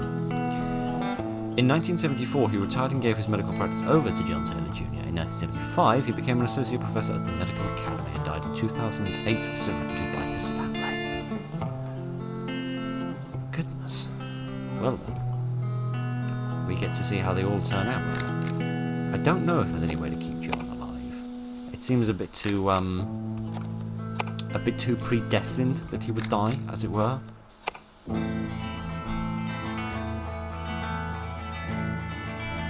I thought some credits were going to come up earlier. The war is over. Central Union wins. Is that us or is that them? Yesterday, on the 16th of August 1940, countries of the Eastern Centre Force have signed a capitulation act. What the hell is that? Oh, that must be a nation. Sorry, I do apologise. Was the first to announce capitulation. Represented. Yeah, I think these are the people on our side. Have signed the act in 10 a.m. local time. Soon after, the Crown Prince of the Duchy announced their full withdrawal from the occupied cities. I don't know who's won. Because these guys are definitely the guys who were fighting, and they are withdrawing from the territories, but that doesn't necessarily mean that they lost. Alfred Taylor, Hero of Republic. By the order of the President of the Independent Republic of God, on the 17th of August is declared to be a holiday. Victory celebrations will be held in the town squares. In the same order, calls for Alfred Taylor to be promoted to General and receive the Hero of Republic medal. On the 11th of August, 10 battalions of the 14th, 38th and 95th Brigades ended up surrounded by overwhelming St. Constantine forces due to intelligence and command errors. Probably that general I don't like. Communications with the rear guard were served and time was running out. Alfred Taylor was the only one who made the hard decision to bear the responsibility and order a retreat. Eyewitnesses quote his speech during the gatherings of top officers. My friends, like a lot of you, I joined the army following the call of my heart. I appreciate people's honour and integrity, and I firmly believe in a sense of duty. I know that our goal is there beyond the crossing. I know that we received orders to attack, and I see our generals shilly-shallying, having to choose between suicide and dishonour. My brother John would say that one should always choose life. He wasn't like you, he hated the army, and was a convinced pacifist. I was ashamed of him and deemed him a coward. In reality, John was the bravest man of all that I knew. He died without firing a single shot, without killing or doing evil to anyone. He remained loyal to his principles to the very end. 2 years ago, I would have led my division into assault without a second thought. But today, the cost of an honourable death in combat is 6,000 souls. A bit steep to have this much doubt, isn't it, gentlemen? If I have to violate the orders and stand before the tribunal so that our lads can go back home tomorrow, then I am ready. It is time to hear John's advice. On the night from the 11th to 12th, a ferry across the Vestra was organised. No soldiers were lost during the retreat. Ducal command planned an attack on the next day. Military experts estimate that the Guardian army had no choice but to repel the enemy forces. Goodness, I'm still not convinced who won. But I feel like if the enemy won, we probably wouldn't be declaring a holiday. I don't think the president will be declaring it as a holiday if we lost. So I reckon that's about it. Interesting. Now I understand why you got in on Dr. Taylor's case. Why? What? Oh, I have no idea. You didn't tell me the story of Dr. Taylor. But never mind. What do we have in the archive? Ah, goodness. This actually goes through everyone. Ah, curious. What are these little, these little things? Hope for victory. What? Oh, these are like the different outcomes that you get for the people, and if you take like different decisions, you can get like different ones, presumably. Yes, I see. So different people have different sort of endings that they get, different sort of survivings. Classified, yes. Shame, because he's the most interesting and mysterious of them all. Yeah, and he is associated with these guys. That makes sense. That's very interesting. So you can sort of play the game again in order to like collect up all the different ones and then sort of compare and contrast them. That's very interesting. I like that. Oh, and he had 4. He had the most out of all. That's so sad. I knew he was a bigger character than I ever realised. Oh, and then we actually go into the Taylors as well. My word, there's a lot of different endings for these kids. Oh dear, I feel like I made some terrible decisions when it came to John and his animals, but never mind. And I gained some medals. What did I gain some medals for? Make it to the end of the war. Okay, so I got that for like completing the game, presumably. And save the ally pilots for the Red Cross. Goodness, so they sort of like track you achievements in terms of what you've completed in the game. Well, goodness, that was a hell of a thing, wasn't it? Man alive. Goodness, what a game. What a lot of offence I've caused. On the plus side, we were playing for so long that the video will be so long that I imagine most people will think, goodness, that's the length of a movie, I'm not watching that. So then I won't get in trouble for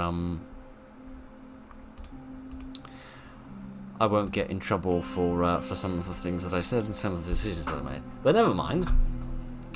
Dear oh dear oh dear, that was brilliant. That was incredibly well written and surprisingly concise. When I read the description of this game, it said that there were no filler characters. Like every character was important to the story, every character had some consequence, and everyone was important. So I was curious to see how. Well, that's interesting. I'll come back to that in a moment. I was interested to see how they were going to pull that off, because obviously with games like Papers, Please, for example, you've got a lot of different characters. Some of them are very important, some of them are totally irrelevant, and there's a certain mechanic there in sort of figuring out who's important and who isn't. But this took a sort of a different tact. It says that you didn't have to figure out who was important, because everyone was important, but you sort of had to figure out who was important to which story, because I feel like there were a number of different stories going there, and I'm sad I didn't get a medal from the secret agent company. I mean, it wouldn't be very secret if they started handing out medals to people, but still, that was just really good, really enjoyable. I hope you enjoyed that as well. I apologise if I made lots of decisions that you disagreed with, but the game wasn't expensive. I can't remember how much it was, because as I said, I put off playing this for a long time. So I bought it quite a while ago, but I don't think it was expensive. Nothing I buy is expensive. So, and it's definitely worth supporting these developers in making more games by contributions. So, yes, I rather enjoyed that. What I've noticed is this. The Independent Republic of Guard is also the name of the development team, Guard Interactive. I wonder if it's well, I was going to say it might be a real place. No, I'm convinced it's not a real place. I think it's like a sort of a fictionalized depiction of World War II, or maybe it's not even a fictionalized movie of World War II. Maybe it's just like a very small area, because it could be like designed to be part of the Second World War that was sort of given less media attention, should we say, in terms of like, at least from my perspective, like documentaries and things and history books and history lessons and so forth, sort of didn't focus on that. Like there was a lot, for example, going on in the sort of island nations, like around like the Philippines and so forth, in the Second World War regarding Japan, for example, because a lot of those areas were parts of the old imperial empires. Like there was some British Empire things there. I think there was also some Dutch Empire colonies there, possibly also some French ones. I'm not convinced by that. Please don't quote me on that. But that's one part of the Second World War, at least, that you don't hear very much about, or at least that I never heard very much about. I shouldn't say that you haven't heard about it, but yes. So perhaps that's what it's meant to be sort of alluding to, as it were. It's like this is a part of the war that hasn't actually been heard about. I'm not convinced that that any of these are real places or anything, but at least I think that's sort of what they're going for, in the sense that it does. Oh no, actually, what on earth am I talking about? Of course, it isn't the Second World War. It ended in 1940, not 1945. I do apologise. I'm not very brainy at the moment. Never mind. It's very well written. It's very enjoyable. I like it a lot.